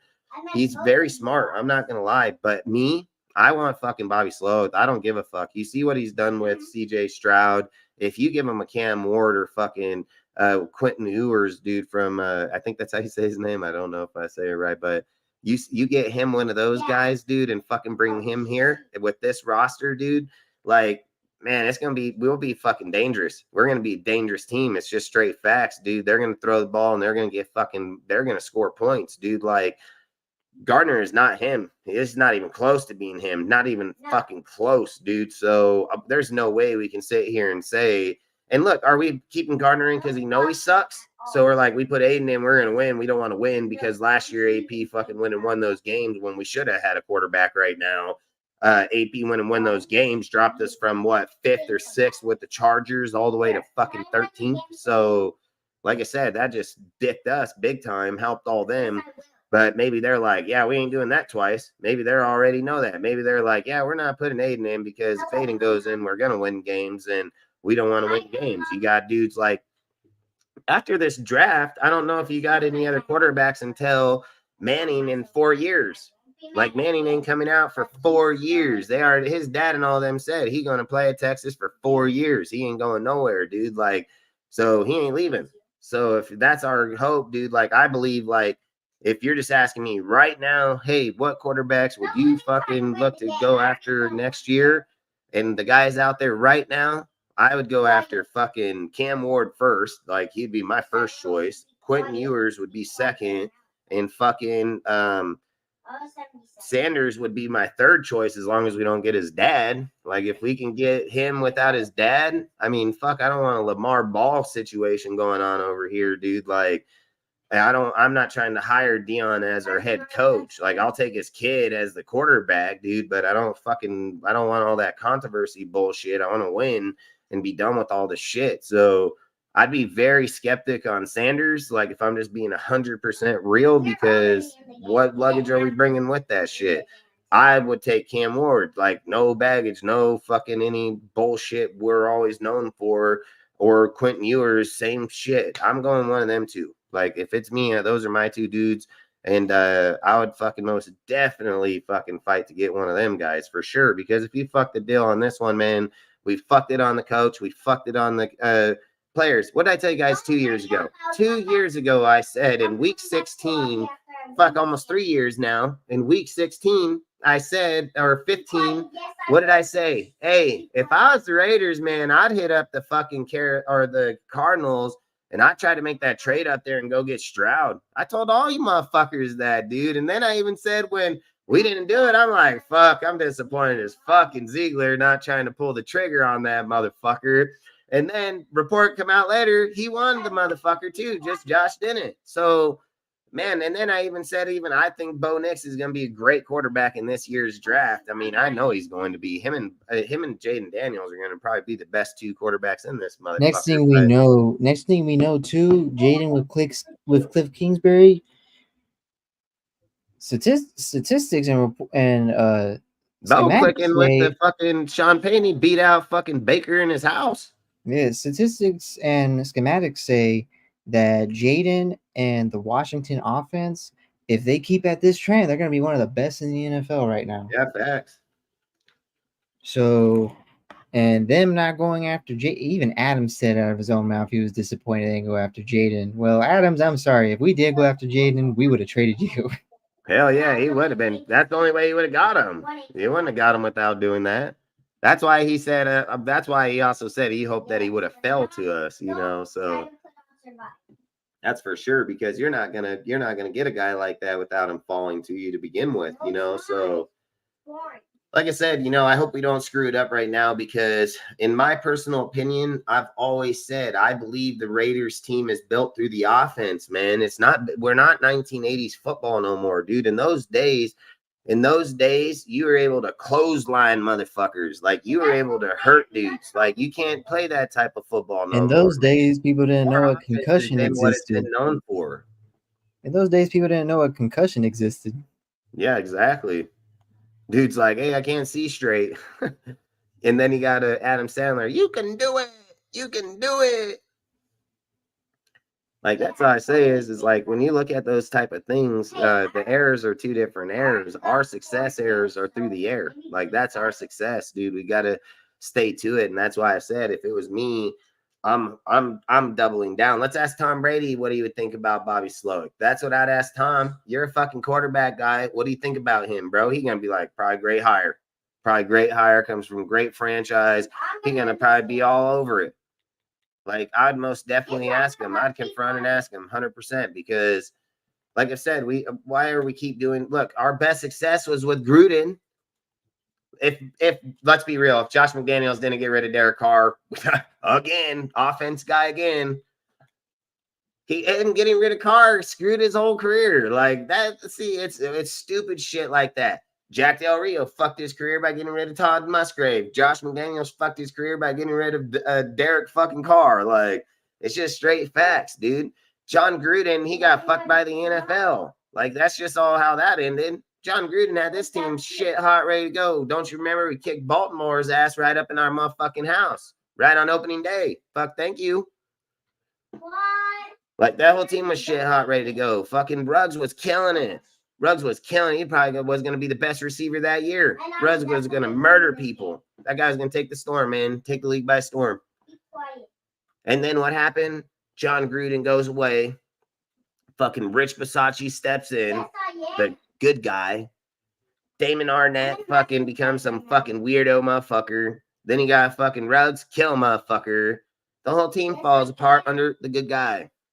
Never fell apart under Gruden. Gruden had all those motherfuckers in check. Every last one of them. Everyone knew. Hey, Ruggs knew, man. Ruggs fucking knew. If motherfucking Gruden was there, he would not have been at Top Golf. He'd have been like, he would have told his woman, hey, fuck that, babe. I'm not fuck showing that. And his woman probably wouldn't even question that shit. She'd be like, no, babe, you're right. But you know what his woman was like? Oh, it's the good guy. You'll be all right. Yeah, we see how that turned out. Fucking dead.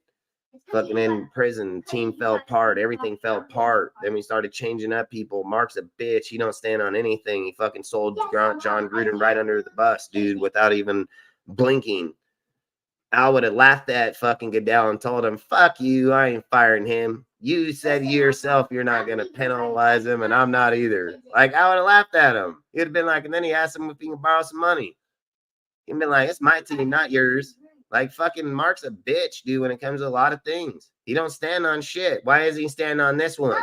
This shit, at what point does anybody just hold everything responsible to these guys, dude? Never. Fuck, dude. This guy's the owner of the team, man. He's just as bad as Jerry Jones at the moment, dude. Like, he's short of talking about some dude's penis fucking on national TV with Jamie Foxx. Like, that's crazy, bro. Can't even believe that. You know, like, not only that though, when weirdo shit going on. AP gets fired, because it is a win. He's gonna get fired, man. I don't see how he doesn't. I'm gonna ask every Raider fan and be like, was it worth it? Was that long brooding, losing worth it? Because you wanted to see AP be the head coach. Like, and I want to see what the answer is gonna be. If you say yes, I will virtually slap you. They're full of shit. They're full of shit, man. You know how much slack I took over this whole fucking deal. And I told them all, man, Jim's the guy. I told them all. People fucking, it's the only shit people come after me right now. Oh, fuck. I ain't heard a motherfucker bring up that Jim shit ever since that motherfucker be winning. I haven't heard one guy come to me and say, oh, yeah, he wanted Jim Harbaugh. Fuck, this whole offseason, these fucking half-retarded motherfuckers, all they would say is, oh, you wanted Harbaugh, we wanted AP. I don't give a fuck. I pick whoever the fuck I want. I want Harbaugh. He better fuck coach. He knows his shit. I said straight up, this guy going to overhaul his whole team, overhauled his whole offense, overhauled his whole coaching staff. Fuck, overhauled his whole shit. Literally left Michigan, said, hey, defense coordinator, come on, bro. We're going to go over to the NFL and kick ass. Fucking hops up over here, starts winning right away. Right away. We got a team, been together for 3 years. Plus, we can't even beat them. Can't even fucking beat those motherfuckers in our own home in LA. Right? Can't even beat them. You give us Harbaugh, go down there in LA, fuck, he beats their ass in that stadium. Heck, He beats man, their ass. That's our place. That's our house. He owns it. I wanted Mike McDonald or Brian Flores. Both of their teams 3-0 with best defenses in the NFL. That's facts. With Sam Darnold and Geno Smith as starting quarterbacks. That's what makes it worse. Yeah, but Sam Darnold's killing it, dude, and O'Connell's a badass. So I mean, the head coach there, fucking O'Connell, dude, that guy ain't no joke. He's a fucking badass. Everybody knows he's a badass. And when he got fucking Sam Darnold in there, that's the one thing talked about Sam Darnold right this minute is that it was always the system. Sam Darnold got punished and seen ghost in fucking the Jets. And the second this guy got down here to a system that he can flourish, this dude fucking just taking the league by storm. And he's dominating too on his side of the ball. So it's not just the defense is doing great. There's no doubt. Fucking, like I said, Flores' defense one or top 3. So there's no doubt about that one. But Sam Darnold balling the fuck out too. So it's like I've said, I think fucking everybody where they go or who they bring or who's their system matters. It matters massively, dude. These guys are all picked by these dudes. These guys were all brought in and we're not doing shit. And I've said it. No matter who wants to believe it or not, the wins that came last year were Josh McDaniels wins. I don't give a fuck how anybody sees it. They didn't change staff. They didn't change people. They didn't change system. Didn't change a fucking thing. It was Josh McDaniels shit. You just took it over. And then the minute you lost Bo Hardegree, you lost your whole fucking team. Facts. It's just facts, dude. Like, Luke Gessy's not Bo Hardegree. Bo Hardegree would already have 2 wins here probably. If I remember, I put a stat on Bo Hardegree when it came to the run game. You guys actually kicked me. I'm not playing. Real quick. I know I can find it. Yep. Yeah, I just think. Okay, so yeah, in the first 8 weeks of the regular season, the Raiders averaged 70 rushing yards per game. The highest the team produced was 96 yards. Then, ever since Bo Hardegree took over play calling, in 5 out of the 7 first games of his play calling, 5 out of the first 7, he produced over 123 rushing yards in 5 out of the 7 games he was first play calling. So Bo Hardegree, he knew how to run the ball. He knew how to get the run game going with Zamir White of all players. Meanwhile, Luke Getsy, whoever's in charge of the running backs, whoever's in charge of the run game, they can't do shit with Zamir, apparently. And not only that, but that makes me into questioning, like, Aiden O'Connell was also the quarterback for Bo Hardegree. And Aiden O'Connell was doing just fine with Bo Hardegree. Sure, he was a rookie. He had his progresses. He needed to get better. But either way, it was a lot better than what we have right now. So I don't know. I don't even know what the problem is with that. So that comes into fruition where I think if we lose this Browns game, people need to get traded. People need to get cut, benched, fired. Like, it's just how I feel about it. What's your question? What was it? My bad. I was in the other room getting something to drink. I was just talking about how in Bo Hardegree's, like, his first in 5 games out of the first 7 games that he was play calling, the run game at minimum was 123 yards at minimum in 5 of the first 7 games of his play calling. Meanwhile, we can't get like 50 rushing yards in a game. Bro, if we can't get 50 in 2 games, man, it feels like fucking. And that's what when, was and it? ironically enough, that's when he had Aiden O'Connell as a starting quarterback. Yeah, it's Meanwhile, we crazy got that he had Gardner better over here. success behind the line, but everybody claims him to be a statue, can't do things, blah, blah, blah, blah, blah. You know what I mean? So, I don't know, man. Like I said, at the end of the day, I don't know when we're going to hold credit or accountability where accountability needs to be held. I mean, it's just facts. I mean, somebody's got to step up and want change here, man. Like, I hope Telesco just grows this sack overnight and is like, you know what, enough's enough. I can run this team better than all these motherfuckers, and I got the power to do it, and I'm going to do it. Like, that's the thing, man. We already look, if we go through this game, I'll just say it like this. If he loses the next 2 games, he's got to be fired, and you got to make a change instantly, and you're going to plemish out the season, and you're going to trade off your players. If we win these next 2 games and show that glimmer, even with backup players, and that it was an attitude deal, and we need to start setting an equal balance in here to where we do trade certain people, then let's go forward with it. Then AP got his fucking point across, and AP says, hey, enough's enough, and you motherfuckers going to play here, you're going to play here under my shit. If AP don't get the point across, we got to do what's best for the team anymore. It ain't about fucking I like this guy. We're not here for I like somebody. If you're here for I like somebody, you shouldn't be watching NFL football. Maybe go to college or go to fucking, just go to college, right? Just go to college or XFL or fucking something of that factor, because you can like somebody over there. Like, it's not going to hurt the team.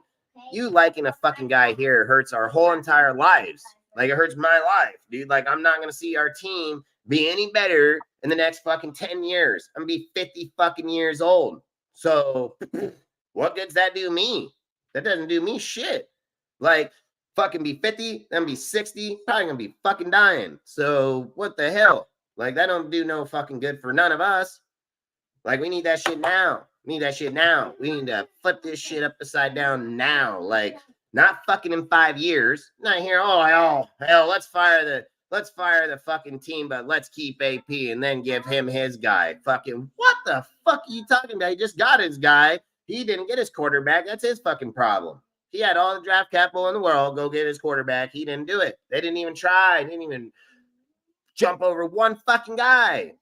So hell with that shit. I ain't even playing that game. I can give my fucking guy that knows how to get a quarterback the guy.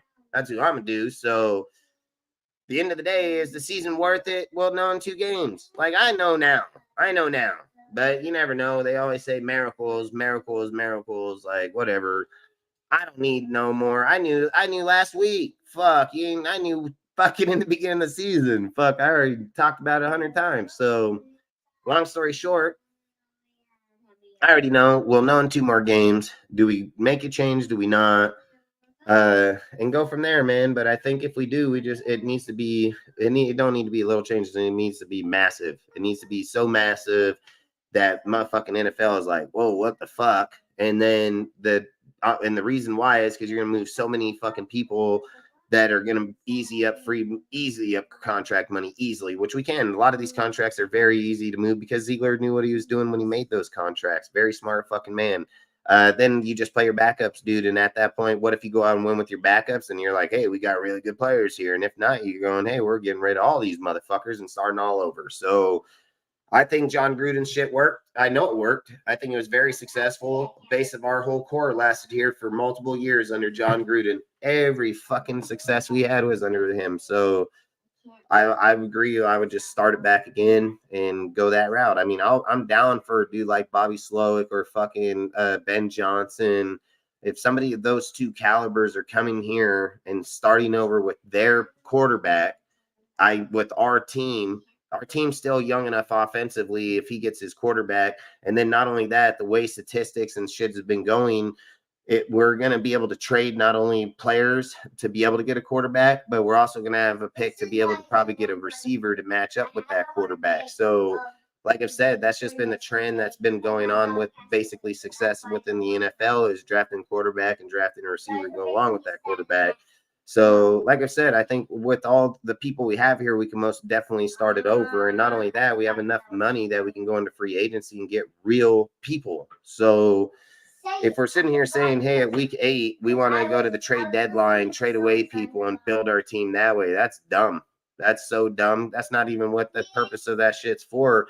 The purpose of the trade deadline is for teams that are already successful. So successful teams are just going to the trade deadline to better themselves. That's all they're doing. They're like, this guy, they want out this guy's contract. We get him on our team. We're playoff fucking caliber team easily. Let's go sign him. That's all that shit's for. It ain't for a broke ass team. Oh hell, we can't get there. Let's try to get everybody now.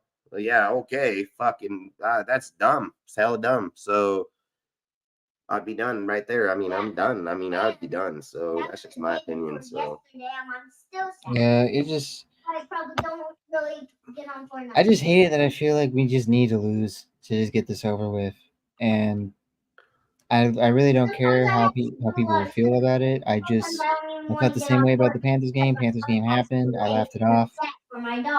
We just need to lose to get progress going already. And if we win, then you better win against the Denver game. If you win those two games, you're then going to be 3-2, 3 wins. There you go. yeah, that can push us back into the contention of just in the division. So that Denver game is massive for us. It's massive for us. I mean, if we're talking about having any type of playoff contention or any type of challenge to make that game, we have to win that game. Because then after that Denver game with that team. After that Denver game, guess who you're going against? Justin Fields and the Steelers. And I know for a fact how that game's going to turn out just because Justin Fields is there. You can see I have the script. The script says that we are going to lose that game because we have Getsy and they have Justin Fields. Then after that, we're losing the next 3. It's Rams, Chiefs, and Bengals. We're losing those 3. I don't care. I mean, all those teams are playing very good at the moment. So, all right, let's move on to the next conversation, which is this is the one for this is the headline. This is the one. This is the Davante needs to be traded conversation. So, like I say, I was sitting here talking about it the other day. I've been talking about it for a while because I've said if you're going to try to rebuild your team, restructure your team, his contract versus what we got going on is massive. And then it's not even that, man. Like, if we just want to get down and real, right? Like, let's be real. Why would we hold a quarter or a wide receiver here when we don't even know when the next best quarterback's going to be here? We don't know when the next best OC is going to be here. We don't even know when the next best head coach is going to be here. It's like our greed suffocates good players in the fact of a Davante Adams, dude. Like, we want him here for our own pity. He doesn't benefit our team at the moment. Listen, he's a diva in certain ways where he goes on Netflix. He talks about, hey, fucking the team. This is how people are. They go out there, they're dropping passes, they're running wrong routes, blah, blah, blah, blah, blah. But Davante Adams out here doing the same shit this year. He's dropped major balls, wide open plays. That Panthers game was horrible. Yeah, he's just as much reliable as some of these fucking guys he's talking shit on. So, I mean, how do you talk shit on them, but you're doing the exact same thing? That doesn't seem right.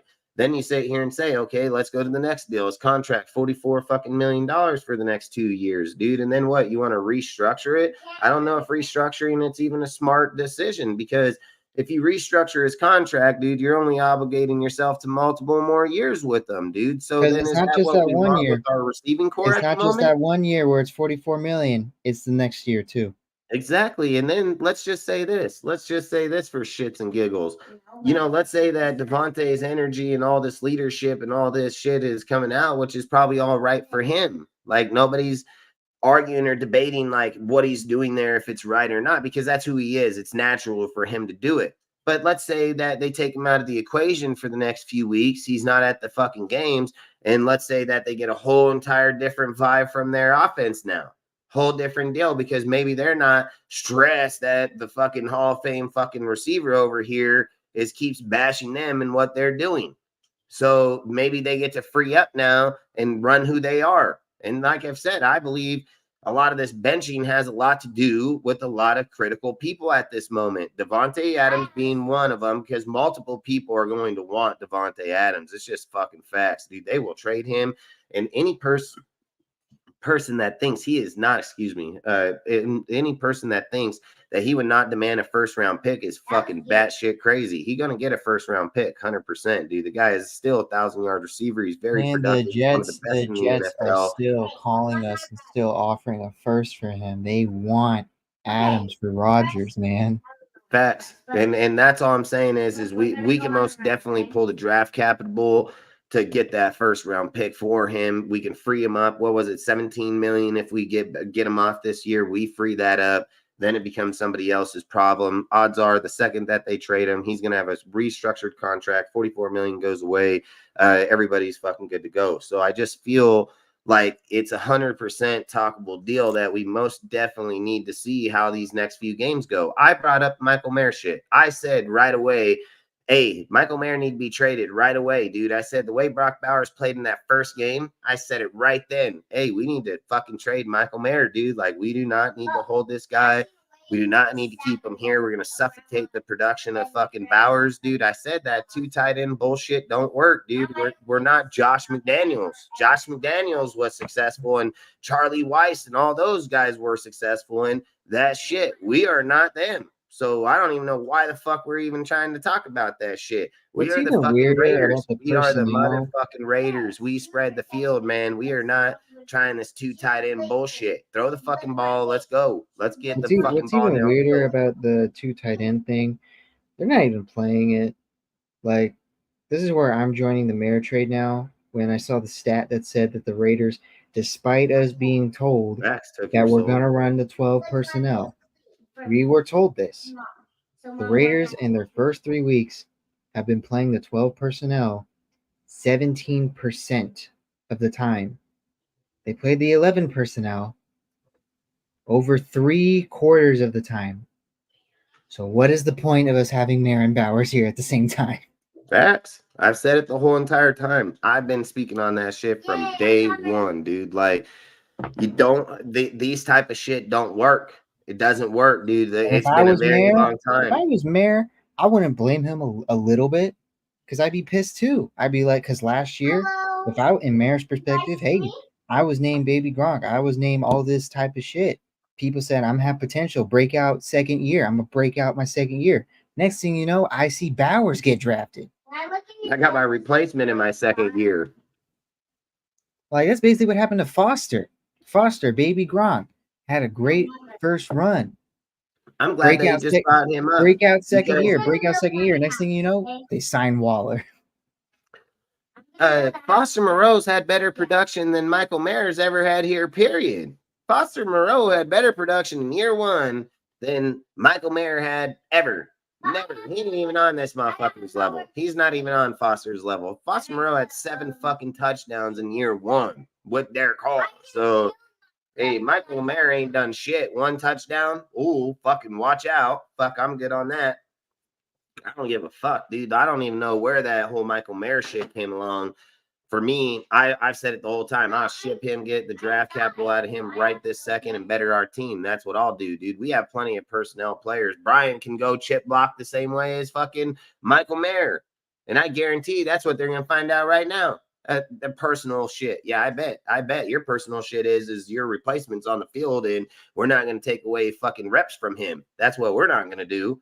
Why would we take Kelsey off the fucking field so he can throw the ball to his backup? Why would we do that? That don't make no fucking sense. That sounds like a stupid-ass coach. Probably shouldn't be coaching in the NFL. And I don't even know how the hell he even got the job to begin with, because you don't go feeding motherfucking backups. You go feed your star fucking players that you're feeding out contract, especially this guy.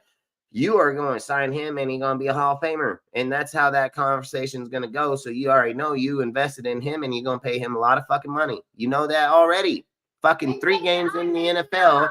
You know you're going to be paying this motherfucker. Outside of injury, lock. It's a lock deal. So why are we wasting our time with Michael? Yeah, you're just fucking your team. You're fucking putting too much shit out there. If nobody believes that Baker Mayfield came to this team, he would murder it with this fucking team. He'd have 50 touchdowns with this roster. He'd fucking kill it. We're over here struggling right now, dude. It's insane. It's just insane.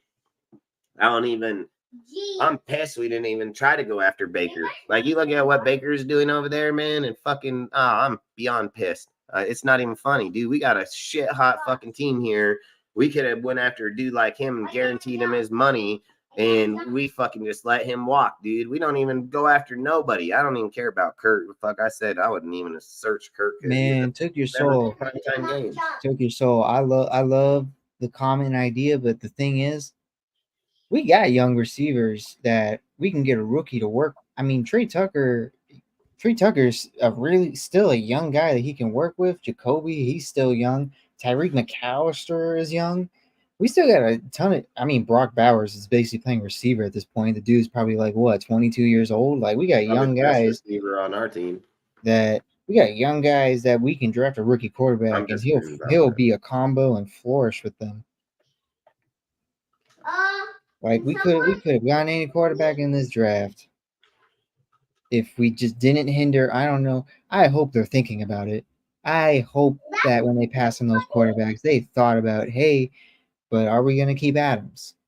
Because apparently the reports from, I think it was Schefter or Rappaport, it was probably Schefter, where they said every team this year that tried to contact the Raiders, they didn't even get a chance to offer what the trade would be, and the Raiders said no. They didn't even get a chance to offer, and Raiders just said no. So are you even thinking like ahead of like are you gonna like say it with your chest and pay Adams $44 million next year? Or be a dumbass and restructure the contract and pay Adam like $60 million, $70 million cap hit in 2025 or 2026? Like you can't do that. Like I've said, you can't do it. You have to move off of Adams, dude, for multiple reasons, dude. We're not doing him any justice, dude, with what we're doing. Davante did not come here to play with fucking mediocre fucking quarterbacks. It's just facts. It's just facts. He came here for Derek Carr. It's just, regardless of how he wants to say it, his face says fuck Jimmy G and his face says fuck Gardner Minshew. Straight up. Like he's hoping probably by the time he goes out for these next few weeks, fucking Aiden gonna be in there when he comes back. Like I'll bet anything on it, dude. Like it's probably a done deal, man. He ain't throwing him open. He's not getting him the ball. Aiden threw out Davante the whole year. Didn't he get 1,000 yards? He got 1,000 yards, man. It's fucking 9 games under fucking Aiden O'Connell. I mean, goddamn, I don't understand.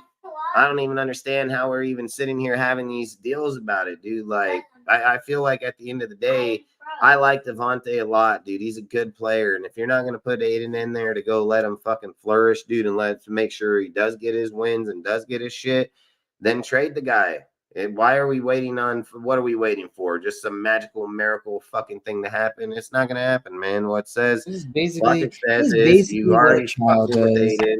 Get rid of fucking Davante. It's basically what a child does. You just wait and you just, oh no, it'll look better. We just wait a little. We just wait it out. Like, let's just procrastinate on the problem later. And look, like, if you look at what Sick Your Soul says too, you're right, and he's right too, because of the fact that what gets people looked at is that if we go into this year's draft, after everything we've done, people don't fucking care about defense, bro. It's just facts. Like, you're not going to get a defensive pick where dudes are just like, oh, fucking crazy, unless it's like the number 1 pick. But you go out there and draft a quarterback and a receiver in the same deal, you're going to get a lot of hype from motherfuckers. They're going to be like, oh, hell yeah, this shit. Like, you're going to have a lot of people instantly on the nail right away that this is the next best shit. Like, they're just going to talk it up instantly. And it's a very talkable conversation because offense puts up points. So, in the concept of do we have players? Yeah, we do have players, even minus Adams. I've said that 100 times. We don't need the court or the wide receiver. I agree 100%. We have the talent here. But what I also do agree with Took Your Souls is when you do put that wide receiver in there, it just adds a whole nother deal. It's a whole nother environment, dude. I mean, imagine you go out there, get Cam Ward, and just say we got, what's that dude's Keenan Cole dude over there for the fucking Buffalo? If we got a player of his stature put over with a guy like Cam Ward or Ewers, that's a fucking major win. Man, it's literally what the Texans did with Stroud. They asked Stroud, "Hey, who would you draft to work alongside you?" And he told him, "Hey, I would grab this guy," and that's exactly what they did. if we are smart enough, or pray to God, lucky enough to draft any of the top quarterbacks in this draft, I would immediately ask them, in your perspective, if all the receivers you've seen your defense play against, what's a receiver you want us to draft in the later rounds? And I would pick the receiver that either whoever our rookie quarterback that we drafted is, I would go with the receiver they did, because that's exactly what the Texans did with Stroud. And it worked out perfectly. Yeah. And that's what I'm saying. I think that's what Raider Nation's gonna need to get to that past this AP shit like that. Like to get past it like that, quarterback, fucking wide receiver, head coach, that's offense, gone. Case done. It'll be a thing in the past. It'll be a hype conversation in the past. It's just what it is, man. And that's all I say. The team, I guarantee that's the direction the team needs to go. I said it last year. I've said it the year before. I've said it every fucking year for the last 2.5 fucking years now. 3 years. So 3 straight years now. So we got to do it somewhere at this point. This shit ain't working and it's not going to work, dude. And listen, if we get the deal. So look, at my deal, I would say it like this. Do I want to trade Adams? No. If Aiden O'Connell plays, we can afford Adams' contract, okay? It's 100% facts. Aiden's contract isn't due for 2 more years. You can float the 44 and 45 over the 2 because usually a good quarterback these days is going to get paid 40+ million. So if we're just going after a good quarterback, I can justify 40 million, 44 to Davante. I cannot justify 60 million to fucking Dak Prescott. Okay, I'm not doing that shit. I'll keep Aiden and I'll pay Davante the 44 million. No fucking problem. I'll pay it 2 years, not even ask him to restructure shit. I'll let him play right on that contract. If Aiden don't get to play, and we're not even fucking thinking about going with Aiden at all, then yeah, fucking me, I'll trade that motherfucker right now. Trade him right this minute. I'd hit up every team in the whole NFL. I would tell them straight up, hey, man, fucking, what do you want? I want a first round. You don't got a first round. Don't call me back. Teams are going to call him back. So whoever calls back, want to give him first round a player, first round something else, first round this, whatever it takes, I'm fucking doing the deal. So I don't care. So at the end of the day, I would ship him, and I'd ship him by week 8, 100%. I'd recoup that $17 fucking million, and I would tell him, thank you for your service, and sorry it didn't work out. It's exactly what I do. I have no hard feelings to anybody because, again, this ain't a friendship deal. This is a business deal. So at the end of the day, yeah, fucking fall out the end of the season, and we go after a whole different head coach. We go after our quarterback and our receiver. It's just logic. It's just facts. That's what we should do. If it goes the opposite way, kudos to them. Man, AP story got across. This shit fucking patting down. And obviously, we're going to be trading off a few players anyways because obviously what he said worked. So if that's the case, then it was destined for AP. I have no issue with that. If AP was meant to be the Raiders head coach and he was meant to stand on point, dude, and put people where they are and ship motherfuckers so he can have that success, I'm all for it. I have not one issue with it. So I've always said I want what's best for the team. I want what's best for us, dude. So if that's what gets it done, then get it done, man. I have no issue with it. But we have to have plan A and plan B, not just one plan and sit there and be blind to every other plan. So at the end of the day, no, I don't want to trade him. Yes, I will trade him if we're rolling with Gardner. I'll trade that motherfucker right tomorrow, dude, like straight up. So I'll trade him during the game. I'm a motherfucking savage.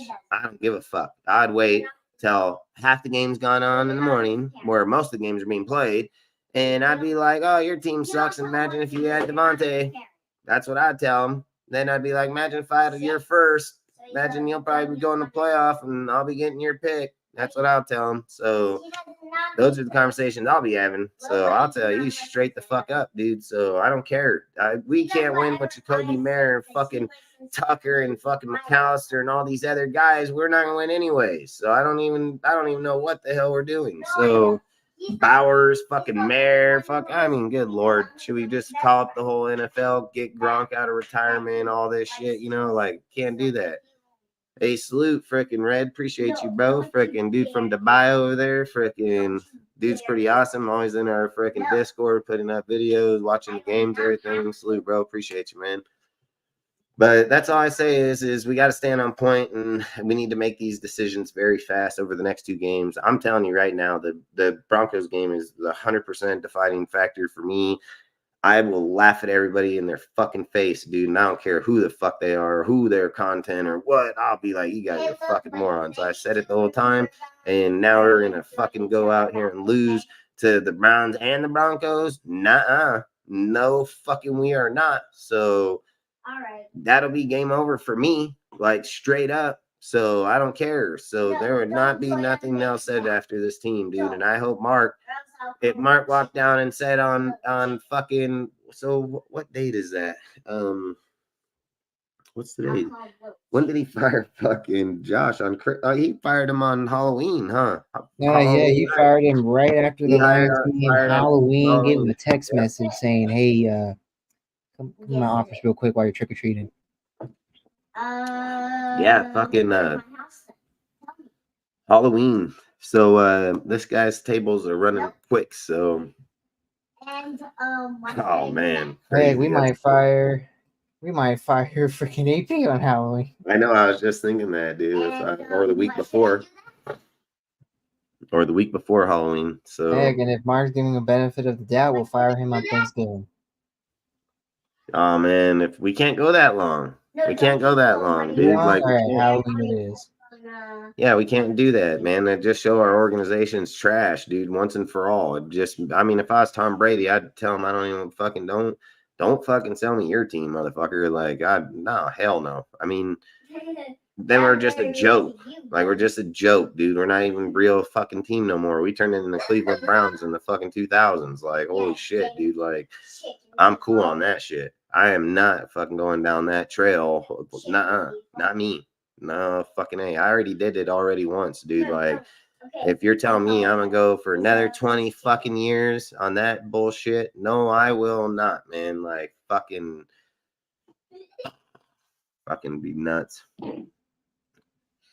Says Mark had a little of his daddy in him. Fuck, what part? Fucking, oh hell, I don't even fucking. Maybe the firing, but he don't got any part of his dad in him, man. Like, he don't balance his dad and shit, dude. Like, Mark didn't make the move to Vegas. Fucking, it was Robert Kraft and fucking Jerry Jones. They were the ones that blocked us in the fucking bid to go to LA just so they can ship us up here. Like, they're fucking. Mark don't know football. He don't know shit. He don't stand on point like his dad. He don't stand up to the NFL. He don't fucking know players. He don't know how to control a team. He don't know a fucking thing, dude. Like, you know how to go put money in a slot machine and give back money to the organization, but fucking this guy ain't nothing like his fucking dad. Nor even fucking close, dude. I don't even know if he can read a playbook. I don't even know if he can read a play on a fucking wall, dude. Like, nah, man, this guy is horrible.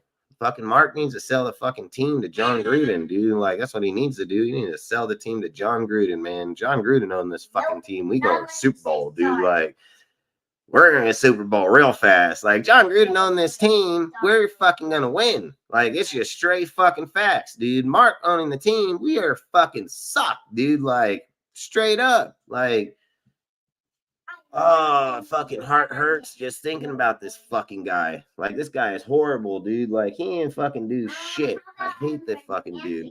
He fired Josh and made his kids quit trick-or-treating.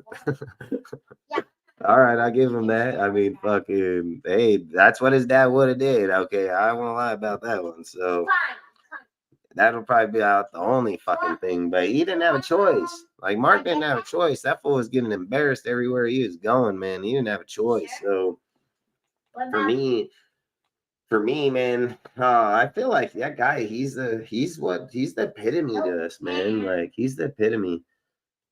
But freaking,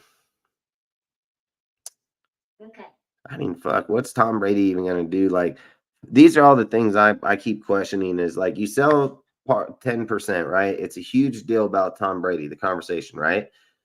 And what's he gonna offer to the team? Is it the money, or is it the fucking stocks, or like what's the real purpose of Tom Brady being here? And not only that, see, like, something else is starting to bug the shit out of me about that deal, right? So they keep on re-talking about Tom Brady and his stake within 10.4. I thought they were splitting the stake with Richard Seymour. I thought it was split with Richard Seymour, and Richard Seymour was buying the other half because they wouldn't just sell 10% plus to Tom. But here in the recent deal that came up, I swear to God, they said they're waiting on Tom Brady to be approved. The NFL has blocked him from going to any players, any stadiums, entering, talking to people, criticizing referees, blah, blah, blah, blah, blah. I never heard them say that he's only in there for 5%. They said Tom Brady for 10.45% of the deal. I thought they were doing it with Richard Seymour, so it instantly get only half the bid. So I don't know. I don't know what the hell's going on with this fucking team. And then if he takes the 10%, is he going to be running in the team? I mean, why does the NFL block him in that? But let's say Tom ain't doing shit for the organization. Like, what the hell is the point of blocking him then? Like, I don't know. I don't know this whole thing. This whole thing's weird. Our whole team is weird. Organization, all our shit. What's going to piss me off more about that is when the NFL have like their fall meeting, like their meeting that happens in the fall or the winter. And if they approve with what's happening with the Chargers, who are selling like nearly a whole third of the team to the Detroit Pistons owner, and the Detroit Pistons owner, like they already said, he's not going to do anything with the organization. He's just doing it just to own a quarter to a third of the team. And if they approve of that, then what the hell is with the Tom Brady deal? Why you keep saying no to Tom Brady, but you're going to immediately say yes to a random? No, he's not even in the West Coast, not even in the West. He's in Detroit. He's going to buy nearly a whole third of the Chargers. You're going to say yes to that, but not yes to Tom Brady? Yeah, that's crazy. Hey, why didn't the Spanos hit up the fucking Golden State Warriors? That guy would buy the team, buy that 20% instantly. Like, why didn't he they might try to buy the whole team? Fuck yeah, he will. I said that guy will probably buy the Oakland A's if that fucking piece of shit dude would ever sell that motherfucker, man. He'd probably buy it and keep him there. She's the mom Incredibles, okay? Yeah, I think it's crazy, man. I think this whole deal is crazy. He said he should have never hired him in the first place. That's what I was talking about. It's 27%. Dean's sister gets the owner part. Yeah, I think, because the family, they're talking about the family deal. There was a family confrontation about that deal. But it's probably smart he did it anyway, so. Not only that, man, but it's like, did you only hire Josh because you knew Brady was going to be a minority owner? Like, do you not have an actual plan on who you're hiring at all?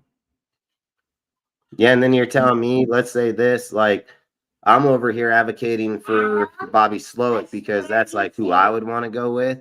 But here's the fucking reality of this conversation is like, you got Bill Belichick literally coming up on the fucking market, which is the biggest fucking name out there, trying to go and finish off his wins so he don't have to go out and he wants to be the number one coach in the history of the game. He's being, located to Jacksonville, and you're telling me he can be a Raider? Like, and you're telling me Mark wouldn't go after it like hotcakes, dude? Like, this is all I'm saying is, like, I feel like that's all Mark does. Mark does the nostalgia hires. He just does. Because I kept saying, after AP, who's Mark going to go after? Hey, Belichick will run this defense way better than fucking AP and them ever thought about in their life. So that'd be the funniest shit took yourself. He brought Josh McDaniels. Well, I mean, let's be real about this conversation too. Is that is Patrick Graham really as good defensive coordinators? We're all claiming getting dusted on by fucking out of 3 teams here. Like, I don't know if that's going to be a really good conversation to be having as a head coach candidate. Like, there's nothing advocating that defense is dominant in that. And I said that Baltimore game was misleading. Like, statistically, after the first 3 games, our defense by points allowed is ranked 28th, and by total yards allowed is ranked 30th. Took your souls. I said this, dude, and as much as I would hate to fucking, you already know. Like, you already know, bro. You know, and you just want me to say it. Like, you know. Like, I already said it. I said how funny we it would already be if know he who brought the Bill's James. bringing, and we already know it would happen. Like, that's the whole thing to this whole story. It's like the Twilight Saga, like a motherfucker, bro. Like, it's the Twilight Saga. I know because, every Raider fan would I flip mean, their let's shit. be real. This is the conversation, and this is what Bill's gonna walk in and say at the table. It doesn't matter what your fans think. He's gonna tell them just like that. Doesn't matter what your fans think. When we get in here and we get our shit together, we're gonna win. Your fans are gonna show up. That's what he's gonna say. Guarantee it, dude. He's gonna come here.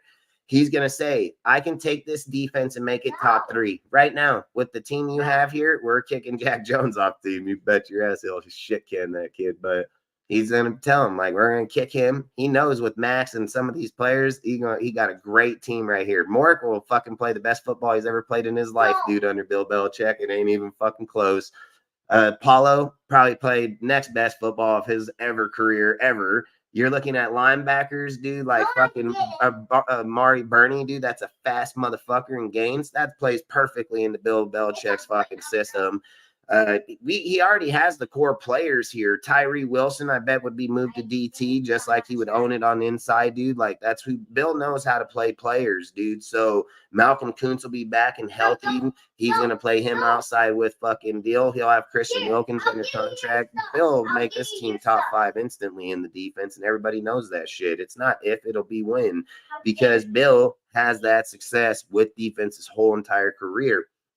Now, this is the next part that I've said, I already know, and I already know how people feel about it, and I don't think Bill will give a fuck about it, because he's going to say, he's already been through the turmoil of going through OCs and not having the success. He knows with Josh at the helm, he can depend on the offense there, and he knows that as long as Bill plays the defensive football he needs to play with our team.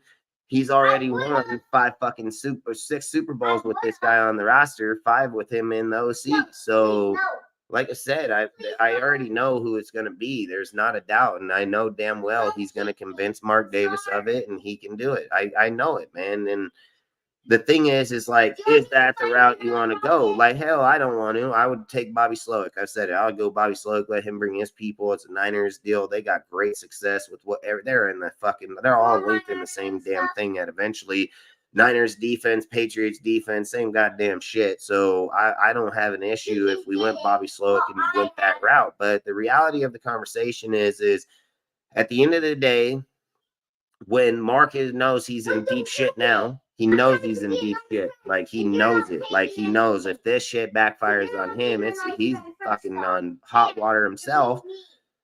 The only thing he feels that he's going to be able to turn it is Bill Belichick. He's the biggest name on the market. And I'm telling you, when he breaks the NFL record as the all-time greatest coach ever to play the game as a motherfucking Raider, what do you think that does for Vegas? What do you think that does for the stadium? What do you think it does for our whole entire franchise? That's a massive milestone in the NFL, and it also sets back with coaches coming to the Raiders and so on. I mean, it's a massive deal. So if you're looking at how Mark would say what is, I mean, they had the chance to sign Bill, but fucking, if you just look at what's probably historic for the Raiders, that'd be historic. There's no doubt. Bobby Slowick wouldn't even be historic until 20 years later if he even had the success, So Bill Belichick's success comes here and now, and that's something that Mark needs right here and right now. Bill breaks the fucking, 15 or 20 games. If he breaks it by this year or next year, which is obviously within the next 2 years, that's a big time deal for Mark, dude, with all the heat and shit that he's taken over that whole entire time. That'd be big time. And you already know Bill going to get you to playoff. He's going to get you a playoff win, dude. There's no doubt. And he will give you a legitimate chance at a Super Bowl. So, man, as much as I would hate to say it, I mean, I'm just going to say those are real options, man. Like, it's a real fucking option. Josh McDaniels was even, so look, before Bill and them decided that they weren't going to run it back with New England, they were already interviewing Josh McDaniels to go to New England as the OC. And Josh McDaniels said that he wasn't going to interview as OC unless Bill Belichick was there. And that's how that went. So You already know that's the story. So there's no doubt about it. Bill and Josh are linked, man. It's 100%. You're not getting a different OC.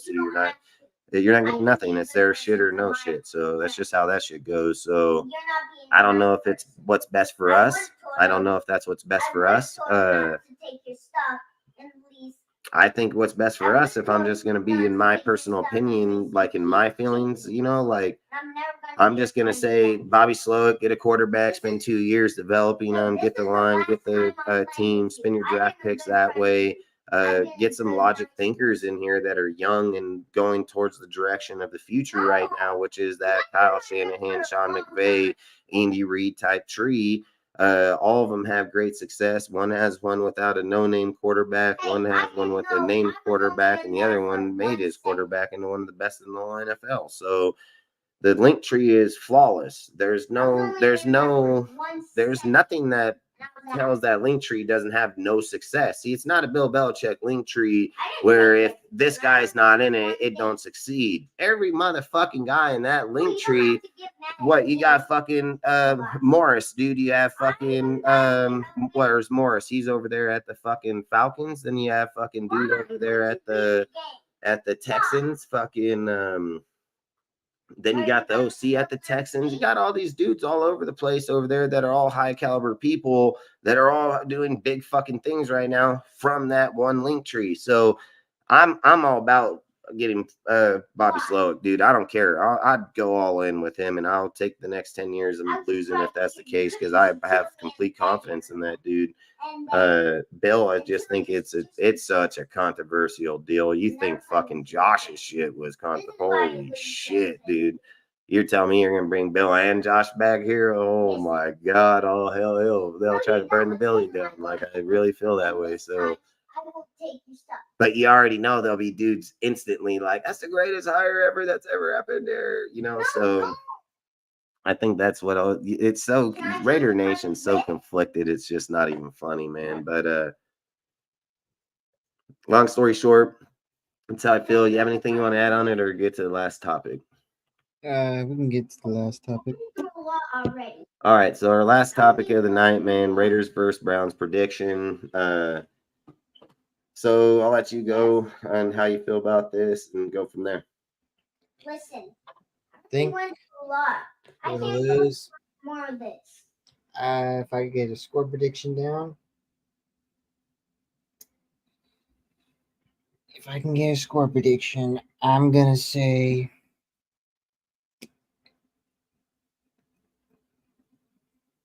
the Raiders will score 17. Now I'm giving them too much credit. Raiders 19, maybe 16.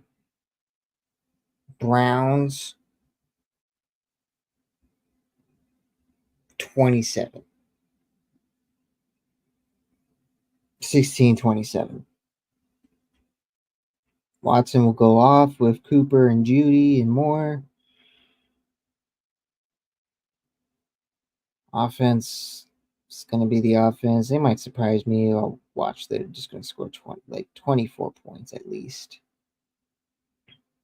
That's probably going to go. But, oh my gosh, I just can't see us winning this game. I already knew we weren't going to win against the Panthers. Like, what hope do you hope to bring to me? Unless, like I said way early at the beginning of the stream, like this is just where you would randomly just see us win. But at the same time, this is a game where you would just randomly see Watson go off.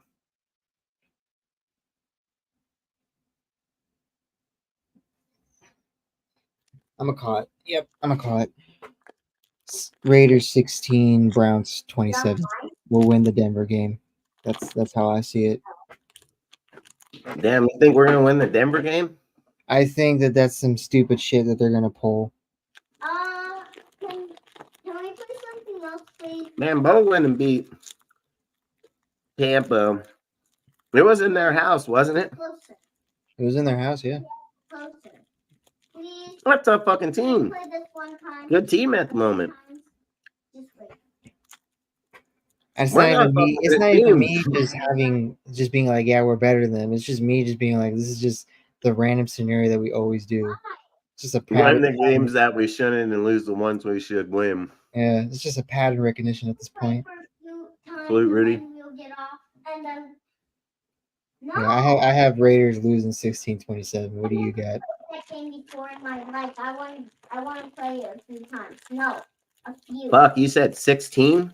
16-27. That's fucking, I mean, goddamn, they didn't even. What did we score against the Panthers? 22. The Browns got way better defense, man. How the fuck did I get this? Dang! So you were saying I was overrating the offense. Dang. Yeah. I mean, shit, I think probably like 10 fucking points. We're playing 6 and then that's it, okay? I'm playing Gardner. You're playing Gardner and you're playing Zeus against Myles Garrett. And fucking that corner is dog dirty, bro. Fucking Well, yeah, I do think that we're only going to score 1 touchdown, so we agree on that. I just what's think that kid's name? Fucking that's the corner there, dude. He's a badass, dude. I just think that Daniel Carson's just going to be put in a situation where he's going to kick Ward. like 4 field goals. Yeah, Ward. That kid's a little badass. Sit down now. What? Ward's a little badass. So Myles Garrett, they got some dog dirty motherfuckers over there. So I don't know if that game's gonna be. I was close with my prediction. I said 20. Raiders have scored 20. They scored 22. I'm gonna say like Both to come back. I want to say Raiders like 12. Fucking Can you tell both? I'd be like Raiders fucking 13. Raiders 13. The Browns fucking. I mean, if Deshaun Watson shows up, like I just have a feeling he's gonna just show up like himself, dude.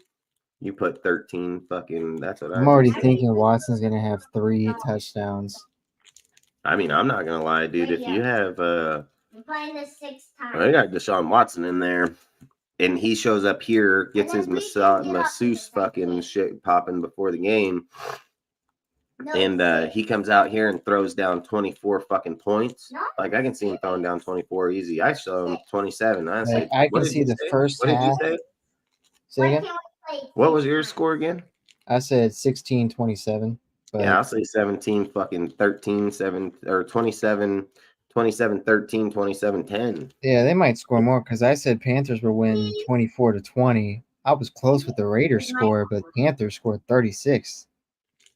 Yeah, I don't know if Watson's even come close to that this year.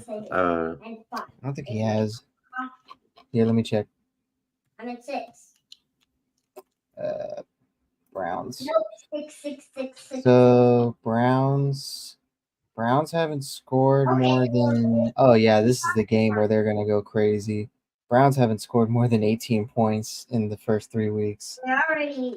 Yeah, that's the problem, man. And not only that, they said in the last game that they seen parts of Brown started or Watson started coming out, like he started playing way better, things like that, you know. 6.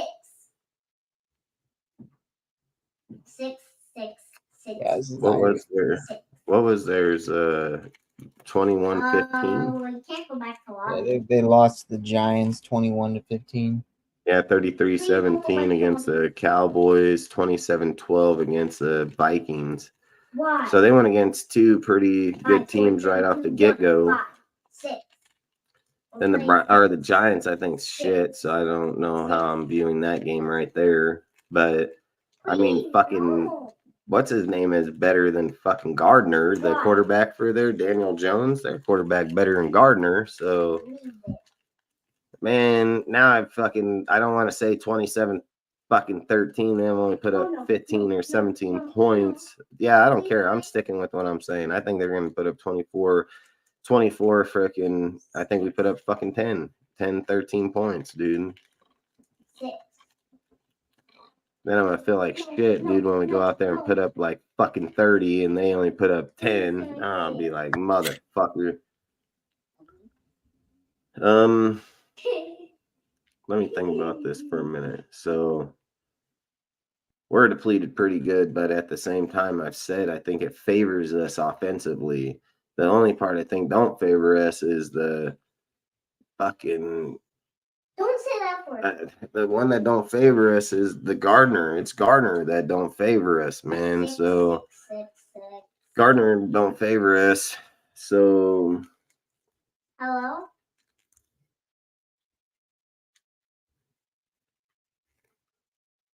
if Aiden was in there, I mean, I would pick us to win this game. There's no doubt. Okay. Okay, fine. I just feel like Gardner's going to try to throw downfield. Fucking Ward's going to pick his ass off. And we're going to be already out of the game by the second quarter. I literally just. That's why I think it'll be a 24-27-10 win, because I just think you can't run the ball to run the clock because Mir can't fucking see the hole. If you're not throwing to your Davante Adams and Michael Mayer when they were here, what makes you think you're going to start with the way you're going to throw to Bryant and fucking Bowers?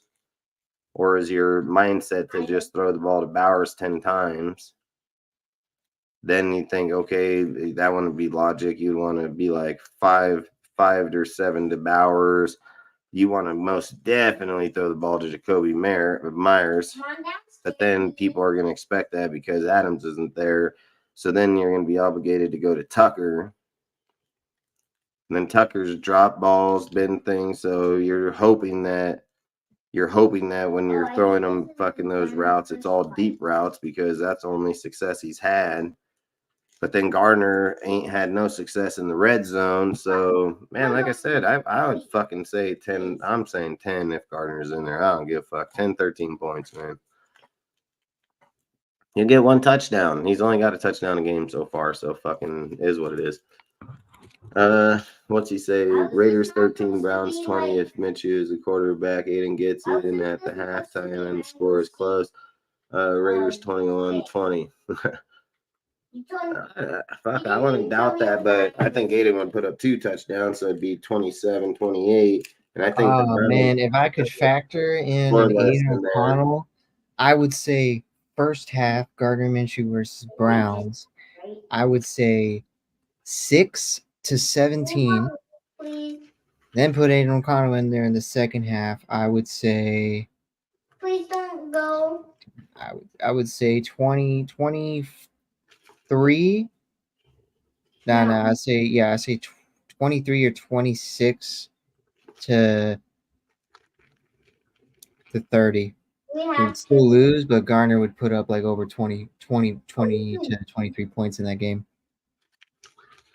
I mean, Aiden O'Connell would put over 20 to 23 points. I think Aiden can score 2 touchdowns on his own. I played Bowery out 10 So if the score was 6 to, what did you say, 17? Yeah. Aiden puts up 2 touchdowns on his own. It's 14 points right away. It's going to be 20 points. They're 17. They come out field goal second half, touchdown, be 27. So much. 27, but if then they're still at 20-27, then you look at a halfback touchdown or something after Madison puts them back even with them. I don't know, man. I think I would almost favor us for the win in that game. I'd almost favor us for that win. If the score was 6-17 going in, like, are we at halftime? Is that what we're saying? We're at half? We're at halftime. I'm going to favor Aiden, man. I think Aiden can put up 17 points in the second half. I mean, not only that, I think we put up 21 in the second half. Like I said, I think 14 from him and 7 from a halfback. I think we had 27 points or 21 points pretty easy under Aiden. Aiden literally put up 82 yards, 1 touchdown under 4 minutes and 47 seconds in the last game that he even touched the field. When Aiden played in the first game, he went from the 3-yard line to the 5-yard line in 8 minutes in 1 possession. I'm gonna favor Aiden in this one. I think I favor Aiden. Time would statistically say if Aiden was to play consistent ball, he would not only take the lead, he'd take the lead before the fourth quarter. So, like I said, if Aiden's time was distributed over 8-minute time span on 2 possessions over the time, statistically by the fourth quarter and 7 minutes in the game, he would already have the lead. So I don't know. I'd favor Aiden. I'll favor Aiden in that one. Because I think his, like I've said, all his shit, like Aiden's Aiden's had multiple games with multiple touchdowns. Listen. If we go and look at Gardner's, Don't kick him. Gardner is known for one touchdown per game. One touchdown per game, 230 yards. Like, come on, man. Can you just give him one more chance? I know, Paul. You want our team to lose. I get it. Fucking, I get it, man. Okay? But salute, Paul. Appreciate you, man. Give him a chance. Don't kick him straight away. But either way, I think, like I said, I think if we were looking at the game tomorrow, I'm gonna tell you straight up, Aiden comes in the game. I think he wins the fucking game straight up. So I don't even care. If Gardner's playing, or if the Browns are playing the way they're saying that they ain't even gonna make more than they haven't scored more than 17 points the whole season.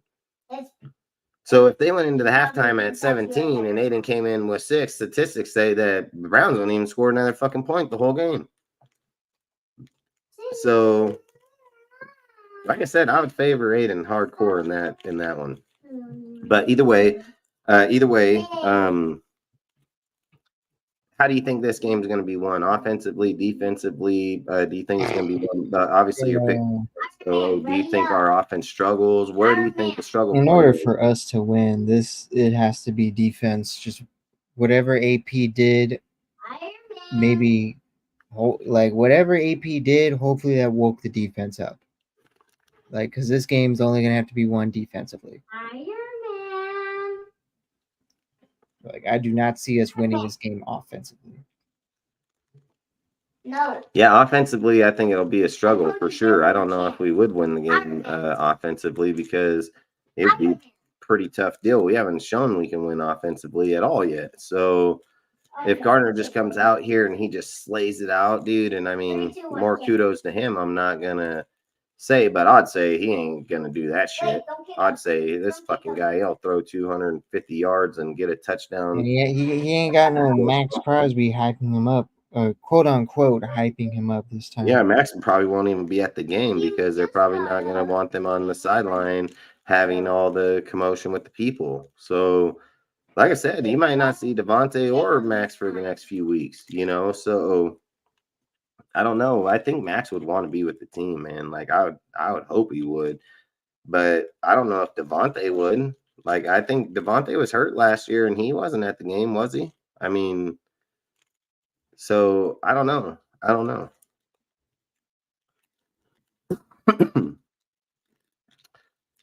So your final score is you feel going to be 27-13?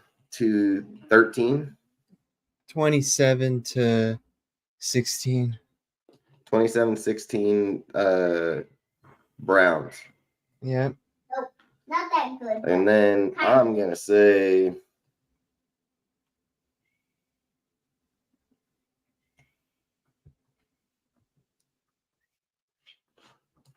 it's 14, 15, 16, 17.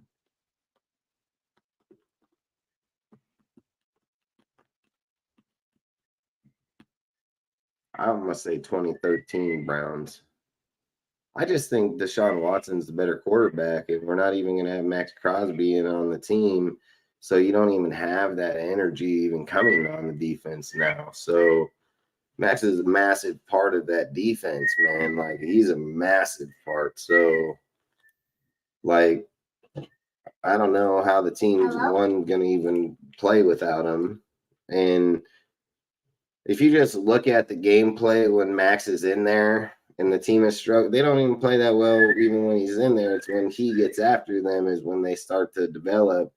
So I don't know, without having him there, I don't even know if he's going to be there, if they're going to have that same type of energy to begin with. So if you look at it like this, Max was on the team on the Panthers game and people were already quitting on that game.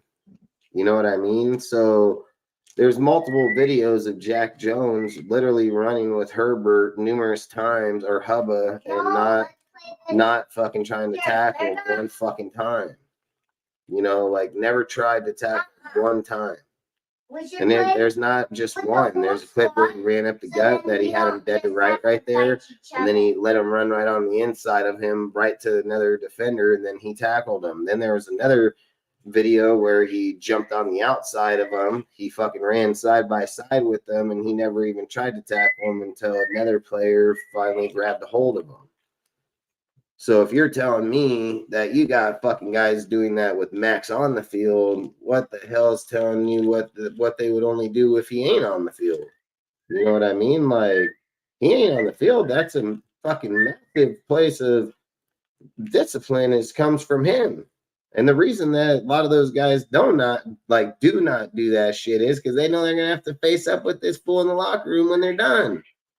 So, like he said, like Max says, Max don't speak on in-house shit.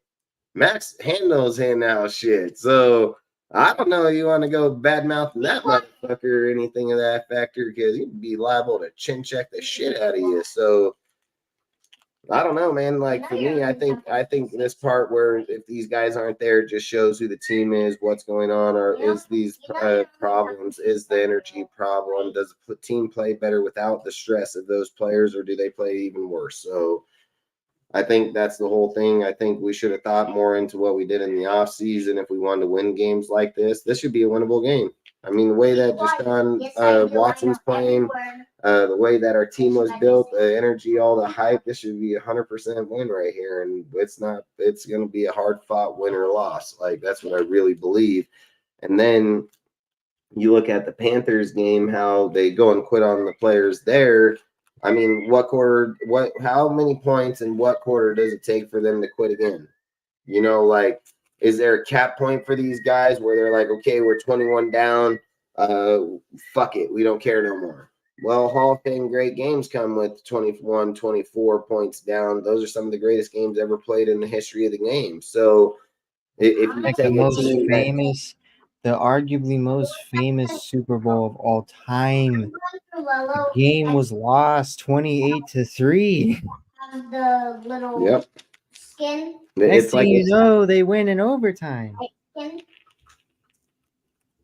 the one that says that's the closer. Yeah, that's why I say it's just those are the historic games in the NFL that do change things and do change organizations, Hall of Fame games. Like I said, it's those games. But if you're quitting on those games, you're never going to have them games, and you'll never be known for those games. Now, do you want to have them all the time? No, you don't. But you also want to be known for it when you do.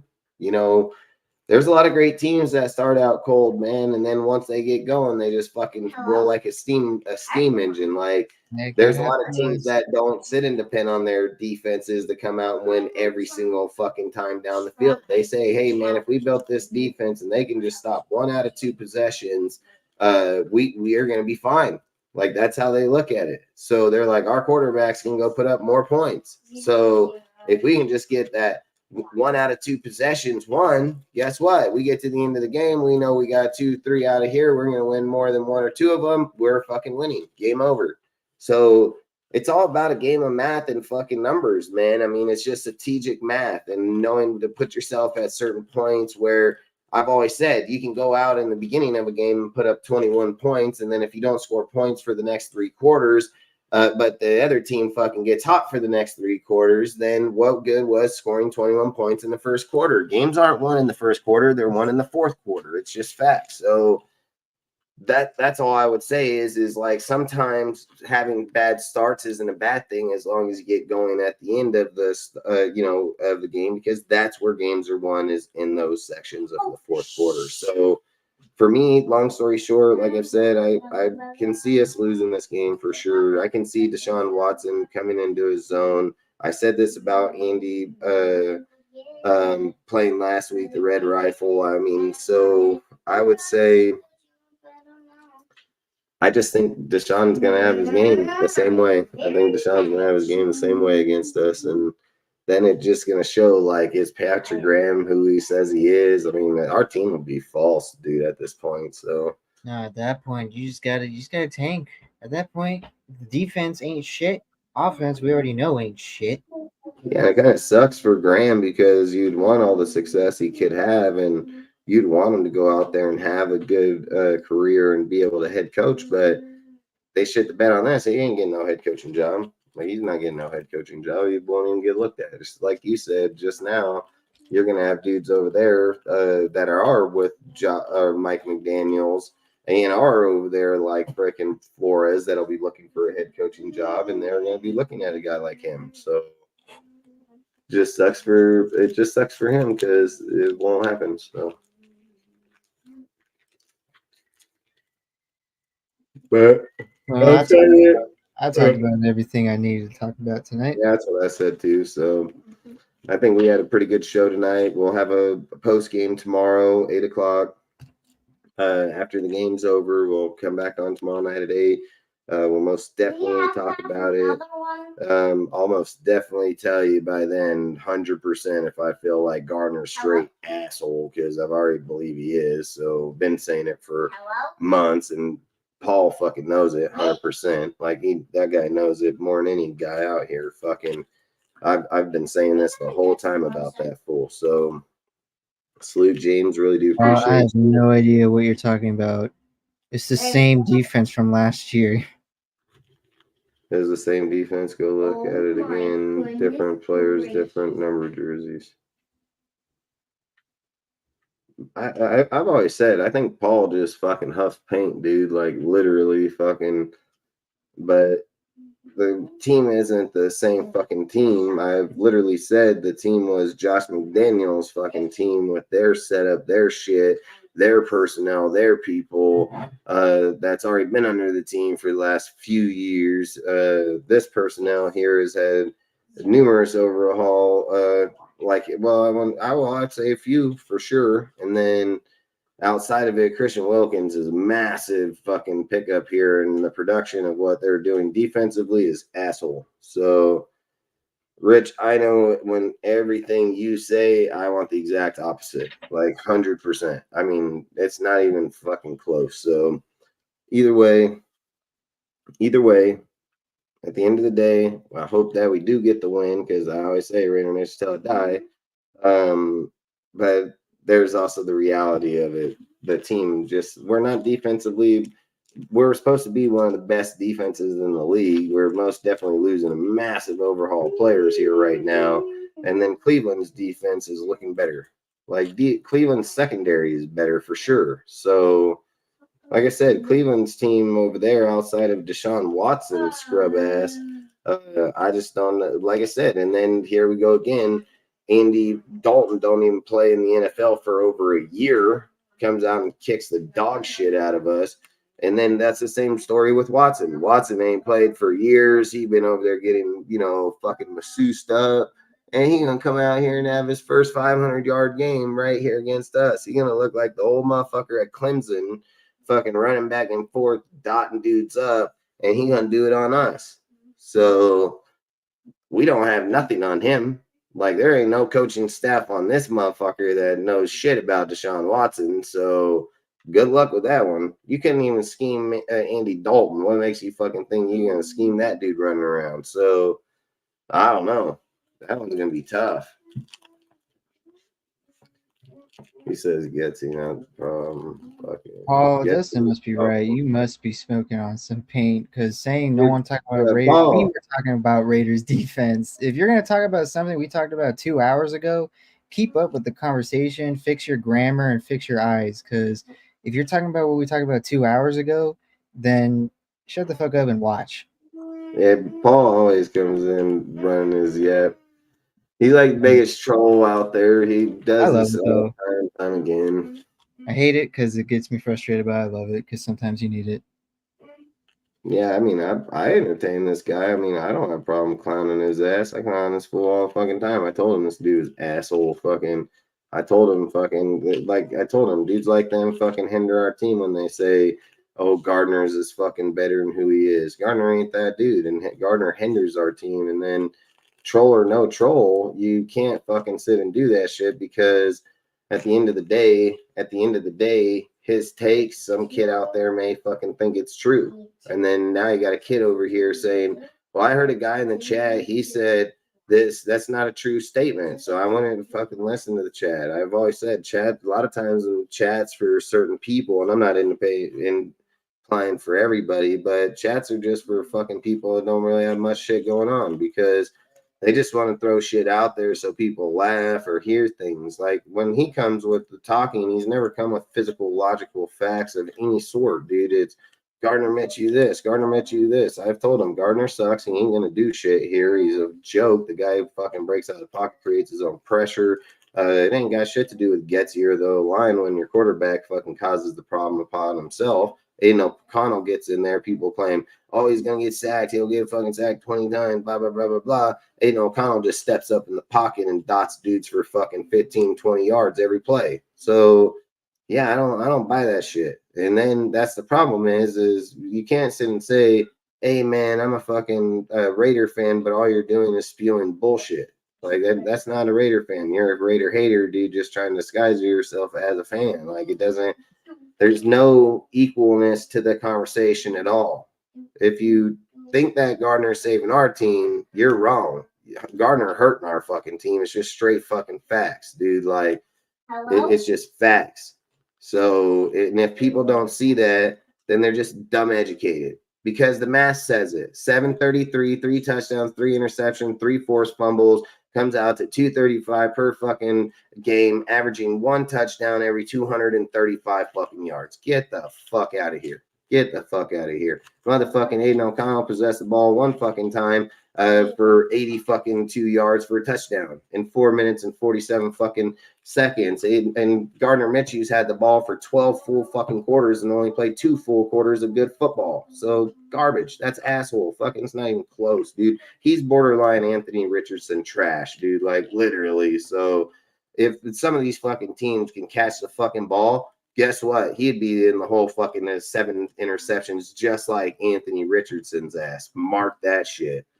This fucking guy throw the ball straight to the other team multiple fucking times. He's asshole. His first quarter out of 12. Minshew is so good, laughed my ass off, or laugh out loud, laughed my ass off. His first quarter out of 12. Fuck, man, it's horrible. It's so horrible. No bootleg, no play action passes, fucking screens behind the scrimmage line. You know, Paul, why didn't Aiden fucking throw scrimmage plays behind the line? If Luke Gessie was calling those plays, why didn't Aiden play those plays? Because Aiden, see, look, this is what people that don't know football need to learn about football. That's not the primary play. It's not the primary play. See, Luke Gessie sure in the fuck did not tell Gardner Minshew, hey, bro, the 7 plays we're going to call right now are check downs to the fucking halfback behind the line. Fuck no. Hell fuck no. How about we go watch the game, pause it on the deal, and I guarantee you the primary receiver is out and route. Promise you. Not even a fucking debate about it. This halfback's a check down player. When bitches get scared, got to throw to somebody else. That's why this guy be getting so many fucking check downs at such a high rate of a 77.5% completion ratio. It ain't because he lucking downfield for his primary receiver. And Luke Gessie sure in the fuck didn't tell this motherfucker throw the ball to this bitch every time. What Luke Gessie did was protected this bitch. That's what Luke Gessie did. Luke Gessie put a fucking safety valve right at his fucking hip. Literally. Hey, Luke Gessie is not the fucking problem. It just shows you guys don't know plays. It shows you don't know protections. You don't know shit about what you talk about. Luke Gessie knows that fucking Gardner Minshew break out of the pocket and try to run for his dear fucking life. He put a fucking halfback over here to protect him at all times. Check down, check down, check down. That's what he does. Why is his completion ratio so fucking high? It's sure in the fuck ain't because he's passing downfield. That's not it. It's crazy how you guys look at shit, man, or even talk about it, dude. You're a fucking dumbass, Paul. You're a fucking straight dumbass. I mean, I already said it. Paul, I've told you for 2 years, you about as stupid as it fucking comes. I mean, so I already said it. What you think. Came in at the very end of our conversation. Man, Paul does this shit for 2 years. He's about the stupidest fucking inbred motherfucker We already I've said ever met in everything my he's saying. life We already brought football. that up And he in the calls past himself a 2 to Raider 3 fan and videos. all this bullshit. Fucking guys are If fucking any jokes. question you have, just rewatch the whole vid.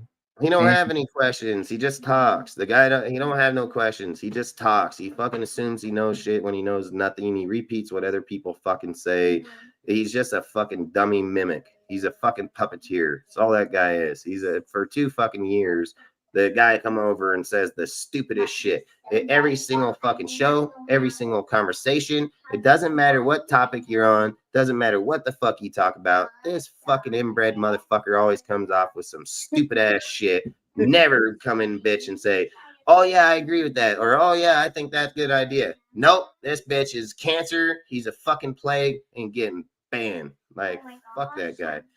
I'm not even going to ban you because I don't even care because you're a piece of shit. So I'm just going to remind you every time I talk to you because you're just a fucking dink. So like I've always said, I love entertaining bitch ass motherfuckers like him because he don't know shit about football and he ain't known shit for 2 fucking years. And every conversation, I can go pull up every video, pull up every chat. This guy dead ass wrong. Every fucking take, you fucking inbred bitch.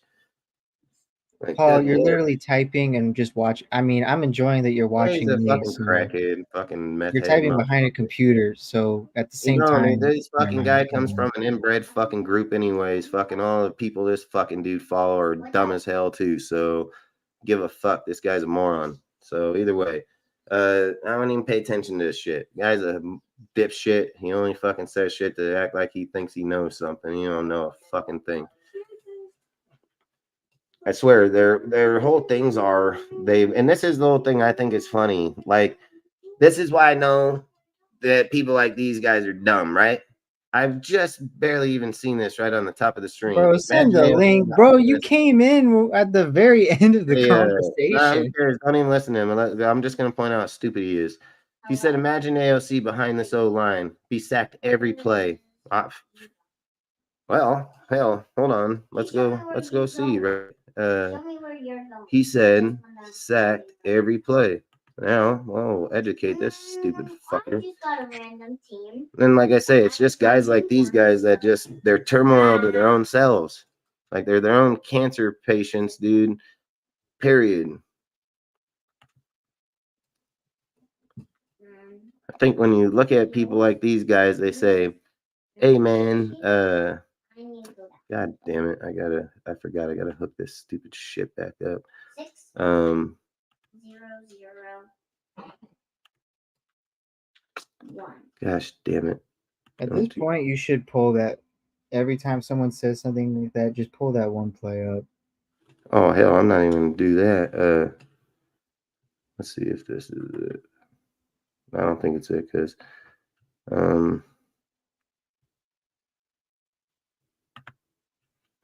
listen, bro. Listen. Oh, what did you just do? I'm trying to log into my fucking deal. Wants me to go through my cell phone, all this shit. Let me see here. Oh shoot. Person kill me, person kill me, person kill me.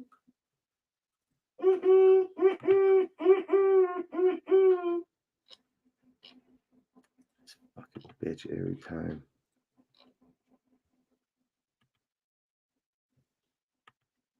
I'm not gonna do it right now because it makes me want to go to my fucking. Right, kill Jones.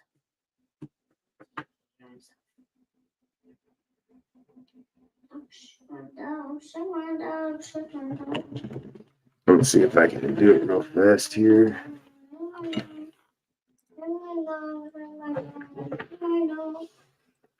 Shake my dog, shake my dog, shake my dog, shake my dog, shake my dog. What is your daughter singing right now?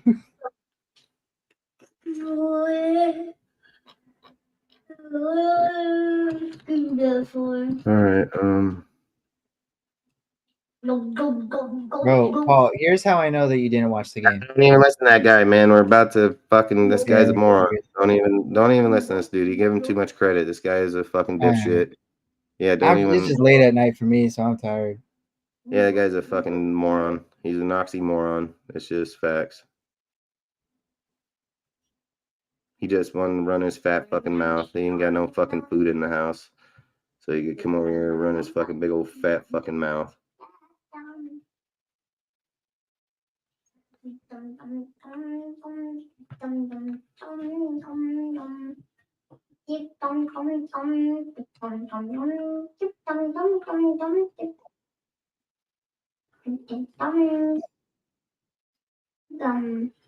Yeah, same, James. Salute to you too, man. All right. God damn it. Why does it have it on there like that, man? Can I blow it up? I think I can blow it up, right? You fucking bitch. Let me see if I can blow this motherfucker up first. Why in the fuck is it so fucking small?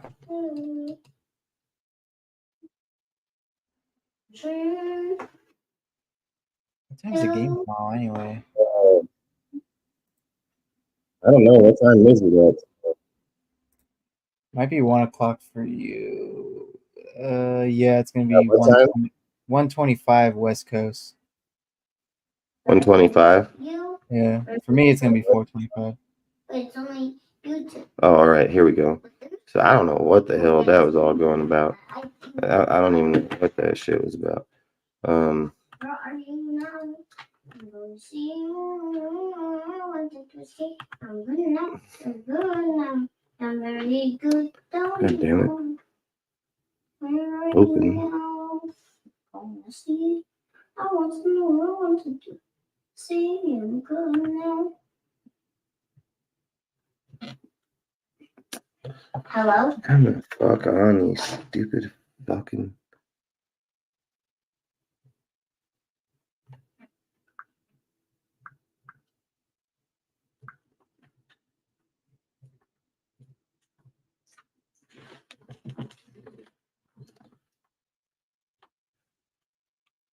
I got a foot squad. Heck yeah. Hi, guys.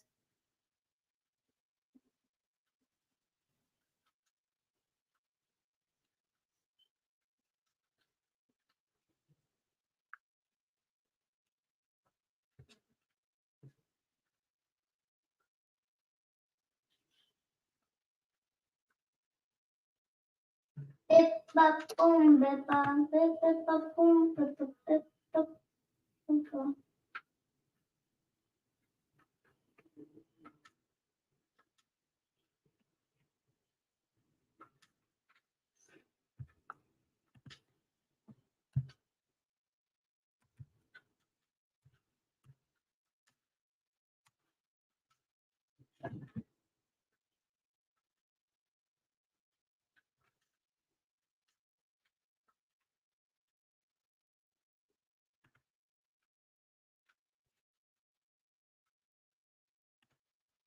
All right, this fucking thing. You I'm know gonna how get to I'm gonna figure this motherfucker out right here, right now.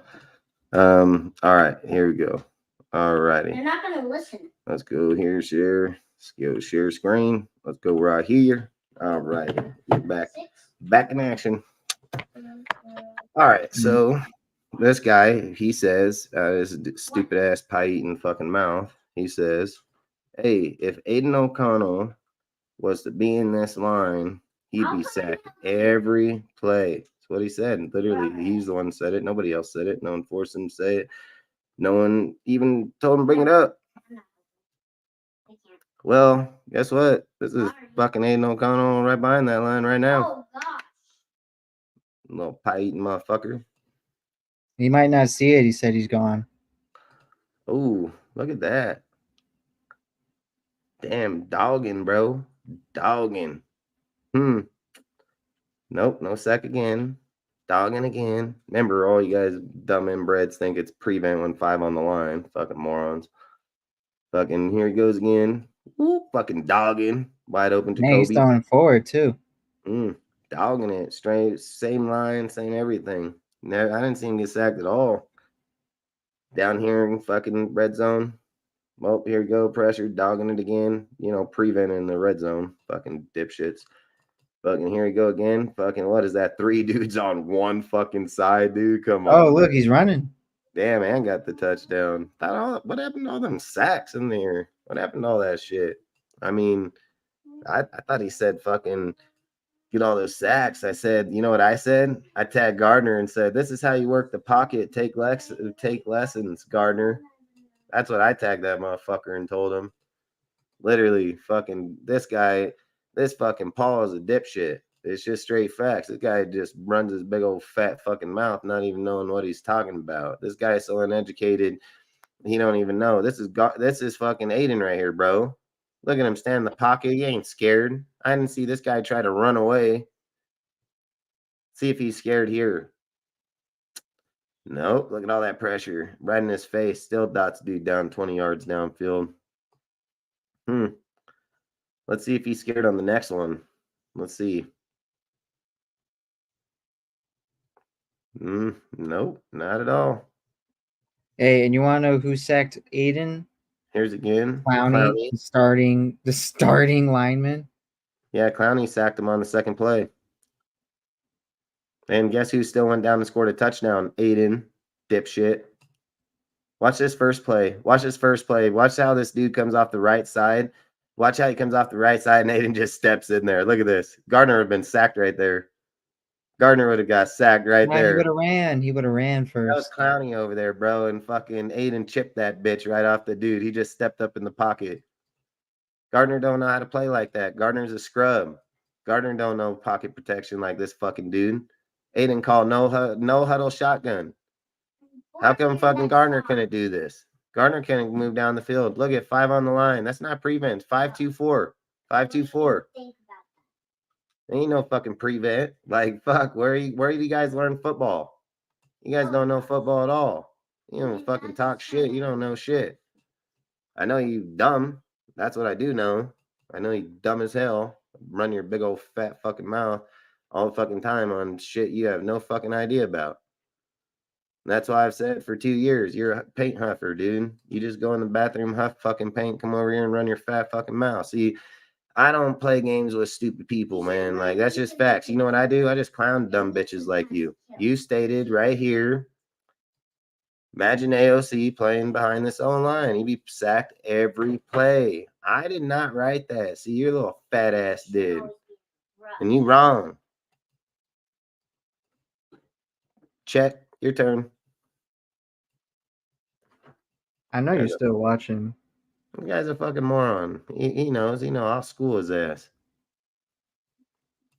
This guy know I own him. He don't get in those talks with me. I'll fucking school that little fucking cupcake eating motherfucker, like, straight up. This guy's come here for 2 years with the biggest bullshit takes ever. He just fucking... Yeah, but I knew he was still watching. He knows. He just knows he's a fucking fool. If he's still here, he just dumb. He only says shit because he thinks he got these little clown-ass people that follow him, dude. And his little clown-ass people don't say shit because they know they'll get schooled just like this little motherfucker. Yeah, nah, that made me feel better. You're still watching. You don't play games with these dudes. These guys are puppets. These guys are entertainment. Fucking straight up. They make themselves look stupid. All this education, all these fucking YouTubes these dudes go to, all these lives, all these chats, they're still dumb. So fucking kudos to you, bro. Either way, tomorrow will be a pretty good compliment and a good testament of who we're playing and what we're doing. Fucking gonna be playing the Browns. Ready to lose or just win randomly? It'll be say again. Ready to lose or just randomly out of nowhere the miracle of God win? Hey, I mean, if you go out there and you go put in frickin', Gardner, and Gardner goes out there and plays better with backups, not focused on Davante the whole entire time. That's a whole new conversation then. Yeah, it can change the whole outcome of the game. The problem is does he feel the pressure from Garrett and fucking Smith the whole time, and he fucking gets cupcaked in that fucking pocket, dude. So if he does, he's going to get pushed out just like he did against the Harbaugh, just like he did against the Panthers, and he's going to get mutilated just like it's happened both times now. So like I've said, the way that the defense is running, it doesn't seem like the defense has much of an issue. It's that one thing you can count on Gardner, he's going to throw the ball to the other team, guaranteed. Like, it's a fucking straight fact. So he's going to throw the ball to the other team. And the other team, when you have dudes like Ward and them sitting in that backfield, they're probably going to take advantage of that shit. So you don't want to be doing that too many times. Like, literally, Gardner throws it to the other fucking – he thinks the corner is a fucking receiver, like, straight fucking moron. And at the end of the day, if we're playing that type of football in our house for 2 weeks in a row, I would really seriously question all the coaching staff, like 100%. You can't go into 2 games in our own home fucking getting schooled on when you're telling people blackout, show up, play unity, all this shit, and then you guys ain't showing up. You know what I mean? We all showed up, we all come, we all are here, but they're not showing up. So that's not going to vote well too long with fans or people. So outside of it, the game can be a very competitive game, or it can just be a fucking blowout, just like the Panthers. And I believe what will be the defining factor of the game, if I'm just being honest, is if Deshaun Watson shows up. Deshaun Watson shows up, we don't stand a chance. If Deshaun Watson plays his old game, I believe our backups could beat him. I mean, Deshaun's not playing good ball to that extent. I think he's only 3 touchdowns, 3 interceptions, so he's no better than Gardner at the moment. And long story short, I mean, Watson has a bigger upside than Minshew, just straight facts. So that's all I would say. So I hope we can stop it. I hope we can get in there. I hope Zamir fucking figures out a way to run the ball. I hope they start running more of a power option when they run the ball with Zamir versus a zone option. If you're going to run with Zamir, then Zamir needs to just run to the outside and get going. Like, he just needs to run straight to the outside and get fucking going in the outside. Quit trying to look for these gaps on the inside, because every time he runs himself into his own players in protection that gave him the lane to the outside, and he chose to go up in the inside. You know what I mean? So it's just crazy it's just crazy. But outside of it, out of all the conversations we spoke about tonight, all the things that we hit on tonight, I can't wait till tomorrow's game, man, because if a lot of things that we say are going to show up. I mean, defensively, we're probably going to get embarrassed, because there's a lot of people out there that are fucking not going to be on the team. To act like our backups are going to play as good as our starters, that's fucking crazy. I think anytime you're starting that many backup players as starters, I think you got to hope that even half of them compete anywhere competitive at all. Like, let's just be real. More times than not, when a backup player comes in and has to take over for one position, let alone fucking 5 on the defensive side of the ball, that one guy may struggle hardcore. So we're asking 5 fucking dudes come in this game and play option of other people and act like they're not going to struggle. I mean, that's going to be fucking crazy. So I don't know about that. Offensively, I mean, we've had the same exact offense the whole entire time. I mean, I've said minus Michael Mayer, I can give 2 fucks. I've said the whole time I wouldn't even throw Michael Mayer the ball. And I've literally said that Davante, I can care less if he's in there, because I feel like you still have so many weapons between Bauer, Tucker, fucking Jacoby. You got a lot of good weapons still here. So, and then not only that, you got Madison in there, dude. I mean, Madison's acted as another receiver and a halfback, so you just don't know, which way he'll be leaning, regardless of which side in the backfield he's at. So either way, like I said, the offense has been the same offense the whole time, and it still hasn't been good. So I don't know what to say. Because, like, I feel like if I say that the team's going to be shit, they're going to be good. Like, that's literally how shit usually happens in these type of moments before games and opinions and so on. If I say they're good, they're going to be shit. Like, it's just straight facts. So I'm going to just roll with the consistency, and I'm going to say they're going to be shit. Like, that's what I'm going to say. I'm going to say that the Browns probably put their shit together for once, and they finally get it out, dude. And we're going to fucking keep struggling, because we've benched our main starters. We benched our main players. Then there's the leadership. Where's the continuity? Are players playing scared? Are they playing more free open now? I mean, there's a lot of questions to be answered in these last week in the last week. There's so much shit that's behind closed doors. And this is the one thing that I said. Was, and I told all of you when AP said about accountability, what did I tell all of you? I said, hey, man, I hope AP says this shit publicly so we know who the fucking people were. Because otherwise, you're not going to be able to know who the fucking people were held accountable. So dudes go out there. We don't know if a guy's being held accountable and he sucks. Like, we don't know who the fucking guys are, and then we can make assumptions that, yeah, because these dudes all suddenly all came up injured or personal deals, we can say that, hey, they can have that. But again, Jack Jones most definitely got called out in that shit in that meeting, 100%. And he's going to be here and play. He didn't come up with a magic injury. And not only that, the one thing he said in his presser when they asked him, he said, I'm a player, he's a coach, and I'll be here Sunday.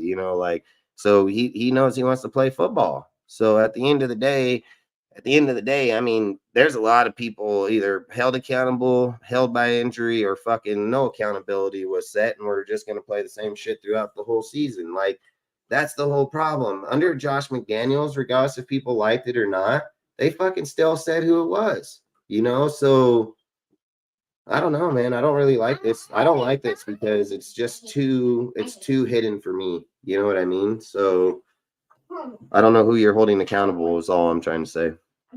Hopefully, after this game, everyone just agrees on the accountability.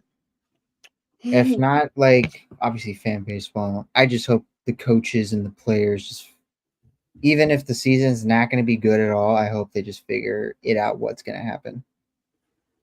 Yeah, I mean, and then the other question is, like, the other question we have to start asking ourselves is that, hey, man, are they really holding people accountable? Are they really holding the right people accountable? Hold on, you gotta go put this back.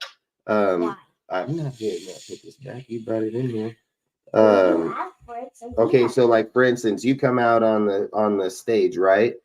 And then you tell people like, hey, they made business decisions. We're going to make business decisions. Okay. Who are you referring to when you said they, like, who are you? See, we didn't bring that up. You brought that up. You said they are making business decisions. You obviously know who they is. I just want to know who the fuck they is too. You know what I mean? So that way, if they do it again or something happens again, are you holding them accountable? The injury deal with Max, I said any real coach would have benched Max regardless. Him playing injured on a $125 million contract just don't make any fucking sense. So I don't see that. That's an easy one for me. But there's players that need to be accountable. There's players that need to be salute Jason. Salute. Appreciate all you guys, man. Yeah, screw that dude, man. That dude just yaps the whole time. That's why I don't even pay attention to him. He just looks for clout. That's all he does. Frickin' but outside of it, you just sit there and look at your team, you look at the way it is. So I'm hoping like deep down that I'll eat my words that he won't be that we won't win or lose this game. I hope that AP went into that locker room, put a big enough statement that backups will play like starters. Like, that's what I really hope, man. And I hope that AP strongly believes in his team that way. And that's what he's hoping he's going to get out of this. I hope that he feels that, hey, me not letting these dudes play because of injury or not, I have confidence in our rotation. I have confidence in what our main plan is. Just because you get paid all this money and you're the leader doesn't mean you can just surpass protocols and all these things. Like, you have to get back to the base of the game, man, and responsibility. So this is the one thing I'm just going to say for AP, right? If we go in tomorrow's game and Gardner sucks and you don't bench him, you should be fired. Like, I'm just going to be honest. So if we go into the game and Gardner plays good, then great. But if he don't play good, you have to fucking bench him. There's no vote no more. There's no this, that. You have to bench that motherfucker and play Aiden O'Connell. Aiden O'Connell don't play good.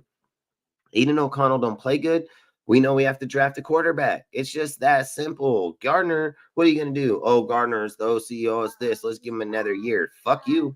Hell no, we're not giving him another year. Like, that'd be the stupidest thing anybody can do. So at the end of the day, I mean, I would not sweat it, dude. Like, I think it's a tall tale of where we stand as a team if Aiden plays the team. That's all I can say. Aiden plays the team. I know 100% we have to draft quarterback. It's not even close, 11:30. But Outside of that, if you don't have anything else to talk about, we can hop off for sure. Yeah, I mean, I'm good. I'm good for the night too, because I All right, talked man. everything I needed to talk about.